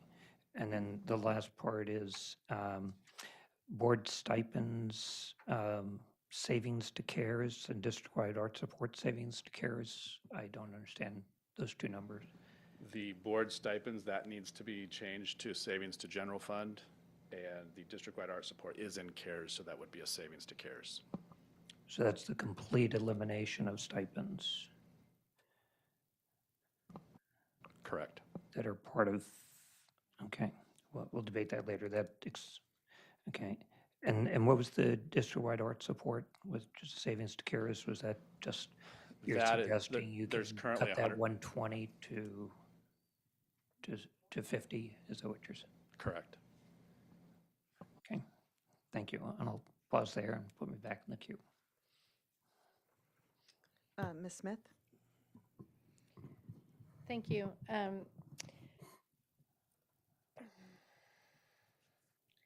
I'm just very frustrated by this process. Yesterday, I thought it was interesting to just hear, and the last couple of weeks, to just hear ideas that board members had about places that they saw that could be savings. Myself, I put forward many random ideas of things that could possibly be ideas of savings. But I just wanted to clarify from my own self that my intention was to just throw those things out to admin, that I would support any of those things being cut if admin said that they want to cut those things. And that really none of the suggestions that I made were like things I want to cut, because nobody wants to cut the library. I mean, nobody wants to cut the board stipends. But if the administration had to make choices, these are some things, numbers, places that I would approve of them pulling funds from. And at the time when those conversations were happening, this was regarding music, right? So we need $1 million for music. Here's $1 million. If you want to take it from there, take it from there. But I just really see the role of the board as saying a particular program, like we said about the music, or something that's really important to the community, talking about it, but not insisting on exact dollars and exact line items and really particular things about whether it's 1,000 more or 1,000 less. I would never see that as my role as a board member, and I just want to be real clear with the administration that I'm not really interested in that. I'm just throwing stuff out there. If you're looking for $22,000, I would support cutting ASB. If you're not looking for $22,000, I don't know. Leave it there. But that for me, I am just at this point with the budget. Okay, fine. I'm just offended that we as a community have to spend $10 million from a federal grant to make our school function, to keep the roof over our head and to keep the bare minimum number of teachers in our classroom. And, you know, that's a long-term problem that has developed over years of, in my opinion, you know, boards not reining in and making hard decisions and doing things that should have been done years ago. So that's a different issue. But I just want to put it out there that for me, I wish the CARES spending was more like $10 million and or more like $6 million, because that would leave us a more reasonable amount of money to spread over the next 2 years. Or alternatively, fund the reduced PTR and fund all the reading tutors and everyone, and have just like the greatest year ever of 2023 of like learning loss recovery, and give everyone everything they need to do everything they want to do, and then just get real in 2024, because that seems like our choices is the communities here, like fund everything, whatever you say, they say no. And then the board is also, we're all like that too, right? Whatever it is, if it's your thing, don't cut that. If it's not your thing, cut that. So I don't know, spend all the CARES money, in my opinion, and have a great year and get everything we want and make sure no kids have any more learning loss after this year. And then we'll have to reconcile the next year. Just, I'm done with $1,000 or $2,000. That is my opinion. So could I respond? Ms. Moline and then Mr. DeGraw had his hand up as well. So I'll talk and then I might let Mr. DeGraw talk. Yes. So in response to Ms. Marati's comments, interestingly enough, I was thinking about this as we were going through this process and looking for cuts, when in all reality, what we have now is the music teachers in the hard dollar, in the general fund, and our proposed spending for CARES funding. And we can salvage our PTR for one more year and keep our bottom line by switching from supporting learning loss through individual tutors to keeping a lower PTR. We can do all that with the proposed budget and those adjustments to the positions of math and literacy teacher assistants. And then we have our $4.8 million going into next year. So the board can certainly decide that we want to just spend all of our CARES money and fund all that if that's the board's priority. But we're kind of at a place now to where our priorities, our librarians, our music, are funded through the proposed budget with the adjustment in the PTR. So it kind of struck a chord with me that we're kind of at a place now that we can cut more and, move more things out of CARES. But that would be a decision for the board of how you want to use those CARES fundings. But the proposed budget that we have, that we think is a good step down plan to next year, because next year's going to be tough too when our money's gone and we still have these teachers in CARES. But instead of, in our discussions, instead of just, whacking everybody this year, stepping it down over 2 years and getting ourselves in a position that we can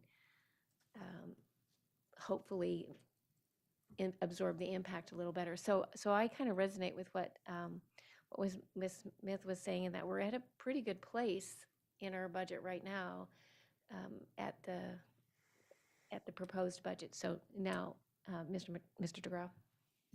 Thank you, Ms. Moline. I just appreciative of Ms. Smith's comments. I think she was kind of getting at the board's role and the purpose in this process. And I'm generally appreciative of any effort by the board to provide administration strategic direction through the strategic plan, high-level priorities to administrations. And it's our job to provide information to help the board accomplish those strategic priorities and to implement that into the budget and to find out how do those priorities that the board wants to see, how do they fit into, and we're here to help and to provide that in the weeds work to help provide the board the results that will best accomplish those priorities within the budget. So I'm appreciative of your comments, Ms. Smith, and thank you. All right, thank you. I was next in the queue. My first comment was to say thank you, especially coming up with just some solutions for the PTR. I love the idea of that second idea of switching it. I think that's a great idea. I think that's a great moderate approach to maintaining our PTR.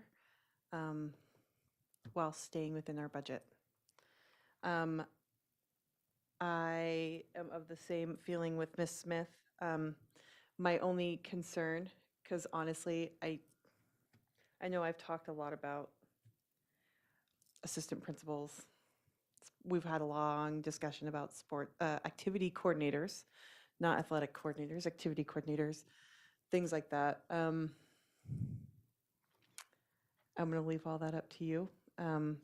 However, the one thing I do want to just kind of throw a caution out to or about is the changing of the school makeups that are currently in place, like CEC Innovations, eliminating a program like e-learning, or even with Barnett, the loss of those 2.5 educators will actually completely eliminate an entire grade within that school. So I don't even know how to explain it, but basically, if they lose those 2 teachers, they don't have a kindergartner. They don't have kindergarten or first grade or second grade within that school, even though the lottery has been filled. So I think with that, if we could just kind of keep that forefront of our mind is, do we want to change the structure of schools? I'd say keep the structure of schools for this next year and really have a more robust discussion next year on, are we going to maintain our magnet programs? Are we going to keep the separation of CEC and innovations? Is there a way to condense it? Kind of that step down model that we have been talking about and utilizing. And I think Mr. DeGraw has been very vocal about reminding us and kind of steering us of saying, we have these funds, let's utilize them specifically as we kind of right-size our district and wean off of the COVID funding, so that we, at the end, can have a structure that is sustainable moving forward. And I think that right now is kind of our goal this year, is to say, okay, we can maintain this and this and this through COVID funding. Next year, understand that that might be on the docket of elimination. And when I say might, it's pretty likely that there's going to be some pretty deep cuts next year, if we don't get our student counts up and other things. But I would just caution eliminating or changing the structure of schools, because then that is also going into community input, that is going into the structure of how a school is utilized within our district, just like what we did with the school closures. I would definitely want to ensure that we have that community input, just like we've done with all of the other big changes, structural changes within our schools. Mr. DeGraw? And just to build on your comments, President Luke, you mentioned Barnett. That's a perfect example of my prior comments of the board providing administration a strategic direction. And I'm not saying all board members want this, but for an example, Barnett's magnet school maintaining its magnet school mission. We want to maintain that. Let's say the majority of the board want to maintain that. I recall this meeting. Well, how do we get those teachers back? Administrative informed the board by establishing a PTR that would get those 2 teachers back, that would restore the FTEs that were eliminated. So that's a perfect example, a relatively simplistic example, but a strategic purpose or mission of, we want to maintain the magnet status of Barnett. Administration provides info. Here's how you would do that. The board debates that. We get community input, and there's a vote. That's a perfect example of how we can help the board accomplish its desires in how we execute the mission, the strategic mission, and how we effectively utilize the resources we have through the budget to accomplish what we want to accomplish.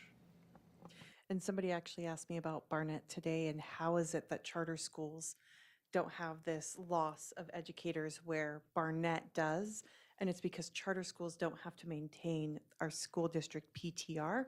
They set their own PTR, and Barnett used to have its own PTR, which was the charter school model PTR, and they have had to increase the PTR, and they did not have enough PTR last year during student count to include those 2 teachers. And so, if I did say that correctly, but It's, so basically they're being told to up the PTR, but then they didn't have the count to maintain or retain those educators. And so we're looking at losing educators that already have students, because the lottery's already closed for that school. So anyway, it's a long story, but that's just kind of my thought process with that. And just to clarify, President Luke, we will have, with this list, we will have suggested motion language tomorrow for board members to be able to put things in motion. Thank you. Ms. Sanderson? I just had a quick question about the the e-learning, the 472,000. That's the elementary e-learning. Did we take that out? What did we do with that? So on this, that was one of the things that was mentioned last night as a possible cut to, I believe it may have swirled around in the PTR conversation, or in one of the conversations it was brought up as eliminating those 4 positions. And then I believe that my remarks were, if that was the direction the board went, we would be essentially eliminating that program, eliminating our e-learning choice. So that was where that came from, was from that conversation. The whole e-learning choice, or just the elementary portion of the e-learning? Those 4 would be the elementary. Okay. And to Ms. Luke's comments about the maintenance of programs through another year, if we eliminated those 4 teachers, we would be eliminating a program this year. So that's where that came from. All of the things on this list were kind of a culmination of the conversation last night and the previous work session, and then emails that we received from board members ahead of time and after the meeting. That's what this list is. And we don't have to do any of them, like Ms. Smith said. This was just conversational things and us bringing you price tags for those conversational things. And then the board sets the direction and the vision, and we do the details. So then I just have a little comment about the innovation and the CTE counselors. So I thought I was clear that I understood that the CTC counselor also teaches when, yeah, so I mean, it's like that one person is doing a dual activity at that school. Is that true? Mr. Minert, can you? Yeah, that is true that the CECs used that allocation as a part-time teacher. But I think that does showcase that there might be a little bit of room for him to possibly do some other duties at other locations. So, but that is the way that they've chosen to use that allocation. So from my experience of working with that innovations, just small, but I've worked a great deal with the CEC, and because of the population and the students that they have, it's very difficult to see that person traveling and going over to another school to do some, more work because of the intensity and what our students find themselves being in. So when they finally show up at CEC to continue to finish their academics, I mean, some of them are in pretty emotionally rough state. So I just had a concern with trying to combine the 2 of them. Mr. Doran and then Ms. Marati. Thank you. I think some of these will be quick questions. Have we heard yet on the bridge lease? A letter, Mr. Dorn, has been sent to the landlord, and we're just waiting for a response. And with the summer school in the CARES, just so I understand, SPED has summer school every year. Have we used general funds in the past for that? Is there a reason we're specifically adding to the SPED funds for that? Ms. Hall, you want to address that? Sure. Summer school ends up being a little bit of a confusing misnomer at times. Special education extended school year that's part of federal legislation is under the general fund and always has been and is part of our special education budget process. The additional enrichment programs that we've added that are not part of federal legislation but were an effort to decrease learning loss and give summer opportunities for students with disabilities are what is in CARES at this time. And so those are additional programs outside of our federal requirements. Does that Okay. answer the question? And I think so. And we haven't typically expended general funds for those types of things in the past. Correct. We've had a partnership with, there was a time when we had a partnership with federal programs and after-school programs to do a summer program for math enrichment that focused on students with disabilities to a degree in partnership with federal programs. My recollection is that those were under grant funds and not general funds also. I believe the only general funds that are spent are for our specific required extended school year that's part of specific students' IEPs. Thank you. And just to add to that, those extra funds in the CARES money is a bolstering up of programs that have already been happening through special education. And last summer, one of the first things that I got to do was go to a summer school program, and there were several programs being run using the CARES funds in addition to what is typically already done. So it's an expansion of what the federal requirements are, and a very appropriate use. In fact, I believe one of the most appropriate uses of those learning loss funds. Great, thanks. And the 3 counselors that would be reduced, just for my information, our information, how many counselors does that leave at each of the schools? 3 at West Valley and Lathrop and 2 at North Pole. Okay, thank you. Do you want me to continue there pretty quick? You're on a roll, Mr. Doran. Okay. With the kindergarten teacher assistants or primary teacher assistants, with the number in CARES, that would mean, I know we have more than 18 kindergartens. So I'm assuming they're sharing, is that, and how many would we need to have one for each kindergarten? It would be an additional 14. Okay, thank you.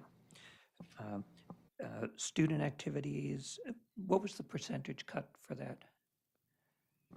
It was 20%, Mr. Dorn. 20%, okay, thank you. And for supplies? 20% as well. All right. Okay. Let me pause there. So if I may just comment on some of the questions around Mr. Doran's questions and comments. As we mentioned earlier and have kind of been saying all along, we're looking at this as a step-down process. So some of these cuts were conversations around moving into our next budget year. So those were considerations, big considerations, as we put together the proposed budget. And it was in our minds a 2-year budget, so. I might just do a follow-up. Go ahead, Mr. Doran. I really appreciate that because actually I'm trying to also factor in the build-up that if we do indeed get better investment from the state and the borough, what would be potential areas? And I know you'll, as an administration, you'll come with recommendations for those, but I'm just also trying to think that step as well. So thank you very much. I already have a priority list. Perfect. Ms. Marotti? So I'm trying to get on board with aspects of the proposed budget, but I'm still concerned about eliminating elementary band and orchestra. Is there a possibility to modify general music education program to, instead of teaching general music K through 5, Has it been considered to teach general music K through 3 and have general music educators teach beginning band and orchestra 4th and 5th? We have not considered that at this time. Could it be considered? If that was the direction we were told to go, we would obviously consider it.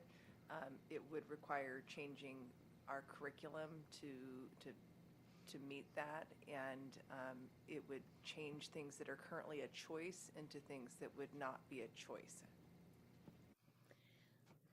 I will also say that Ms. LaPlante worked really hard with the music teachers, and the music teachers are working hard to come up with a way. I mean, they're the experts about music education, so they're working on how to, exploring ideas about how do we introduce instrumental music? How do we, as effective general music teachers, approach this?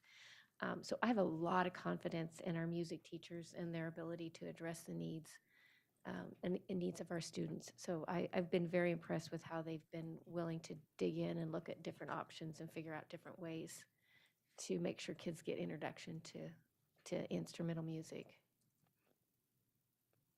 May I follow up? Go ahead, Ms. Marotti. Through the chair, I would just ask the board to consider that as it would be cost-effective and provide that option for families and provide the music education that our community has outcried about. I do have 2 more questions, if I may. Go ahead. Okay. To clarify my split counselor suggestion, I suggested combining CEC and SMART, not CEC and innovations. So that would be a total of 100 at a very high amount, 100 to 1 PTR, which is 150 less than the recommended 250 to 1 suggested counselor PTR. And then my last question right now is, do we have a new CARES funds itemized list available? Because I really don't know what we're working with now.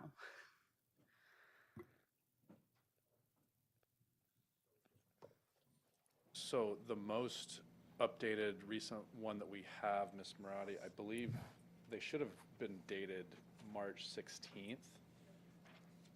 Is that in the packet tonight? I believe, yes. So that's the most updated, and then obviously we're thinking tomorrow as we get into, we might be able to utilize the spreadsheet that we introduced yesterday.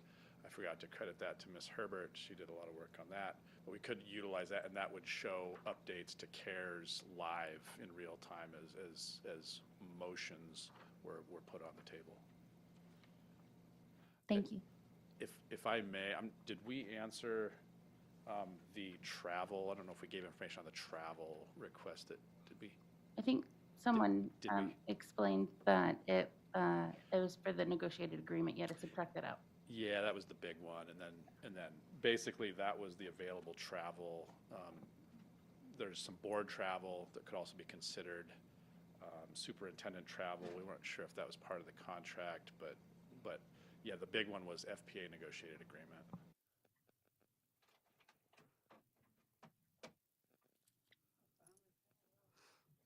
Mr. Sampson. Thank you, Madam President. I just want to point out that tomorrow, during our meeting, anyone's welcome to put forth any motion they want concerning the budget. If somebody wants to put forth a motion saying we're going to throw 14 teaching assistants or 35 music educators to teach orchestra from K to 4, anyone can do that, and then the board will vote, and I really hope I hope everyone gets a chance to run down their list, because when it comes time to vote on the budget, as long as you've been denied by the board or you've got your idea pushed through by the board, at the end of the day, like, let's say I have something I want done and the board says no,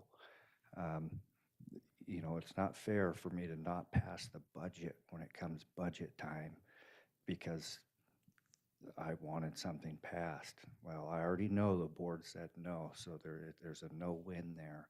So hopefully everybody gets their ideas out there and we get it all voted on and we can go into this budget cycle in agreement.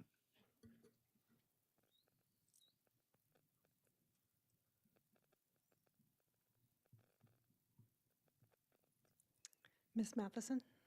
Well, then I want to go on record asking for the scenario that Ms. Marati just proposed for music. Ms. Marati? Thanks. This paper, I don't know what we're calling it, the one that we were given today, it has both activity coordinators and activity coordinators and assistant principals on it. Can we just go over what this is ensuing? Yeah, good question. So that would specifically entail restoring activity coordinators to the CARES budget. So they're in the current year CARES budget, and specifically it's there's currently 3.5 FTE. Our proposed budget involved 2.5 of those FTE being removed, with 1 remaining. So that specifically would be restoring the 2.5 that we propose to be removed back to the CARES budget. The motion and the talking point centered around the assistant principals would be to remove that. They're currently also in the CARES budget for next year. Actually, not also. Let me back up. Currently, they're in hard dollars this year. It's being proposed that those 2 FTE be shifted to CARES, and that motion would entail them being removed outright from the CARES budget. That's what administration heard being discussed last night. So just to clarify, that's what that would entail, Ms. Marati. Thank you. May I follow up? Yes. So like Ms. Matheson, I want to then put on record, I agree with administration's comments yesterday and for recently that assistant principals have a broader range of responsibilities and maybe a better use of funds and investment than activity coordinators at this time.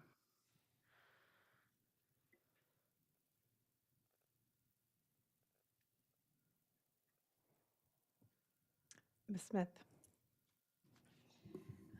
I just support letting the elementary school music teachers teach elementary school music, and they know that we're encouraging them to focus on orchestra and band. I think I wouldn't support any motion from the board to sort of dictate that to those teachers.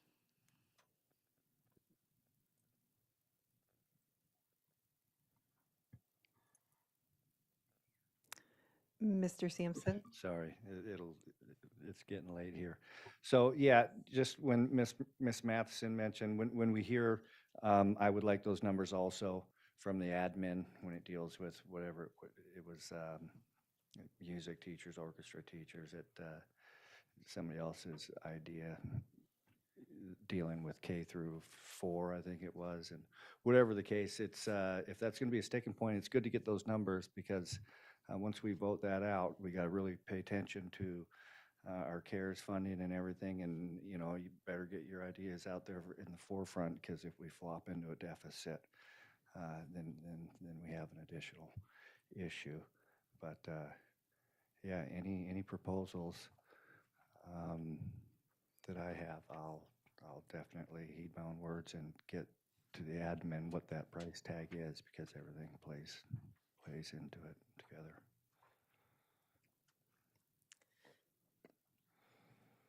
I want to be respectful of the fact that it's almost 10 o'clock, so we are either at the point where we need to start wrapping up or extend.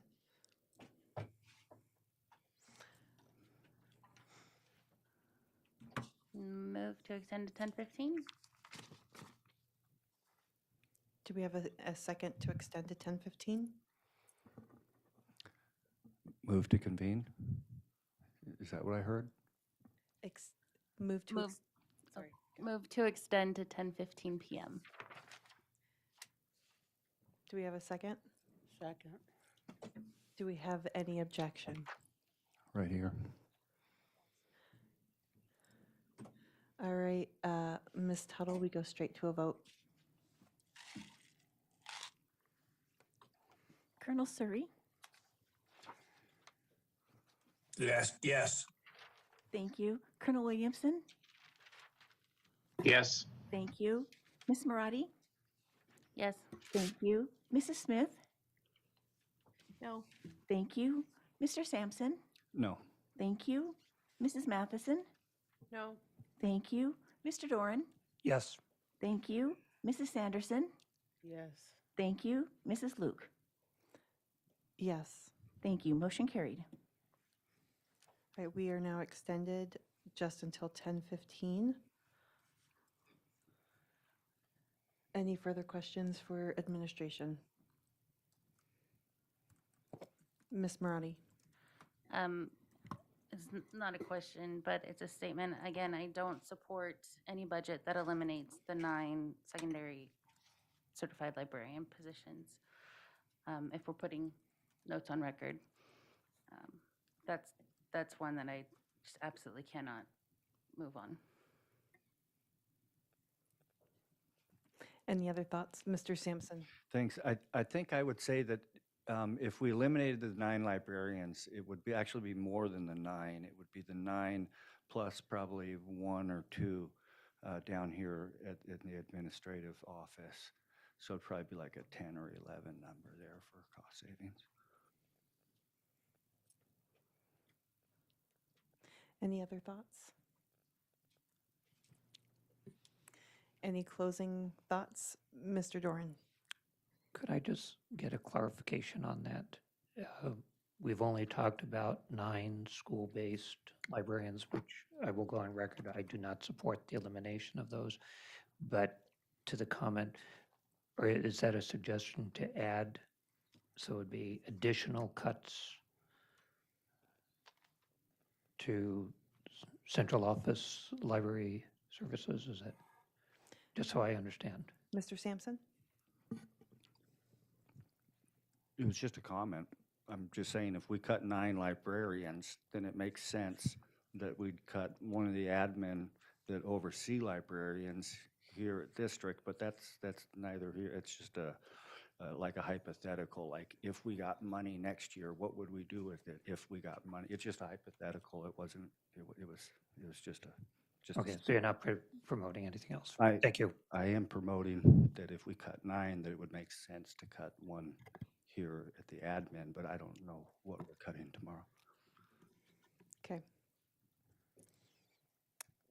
It looks as though we have nothing further from the board. Ms. Sanderson? I was just going to say, I won't support, I won't support cutting those librarian spots either.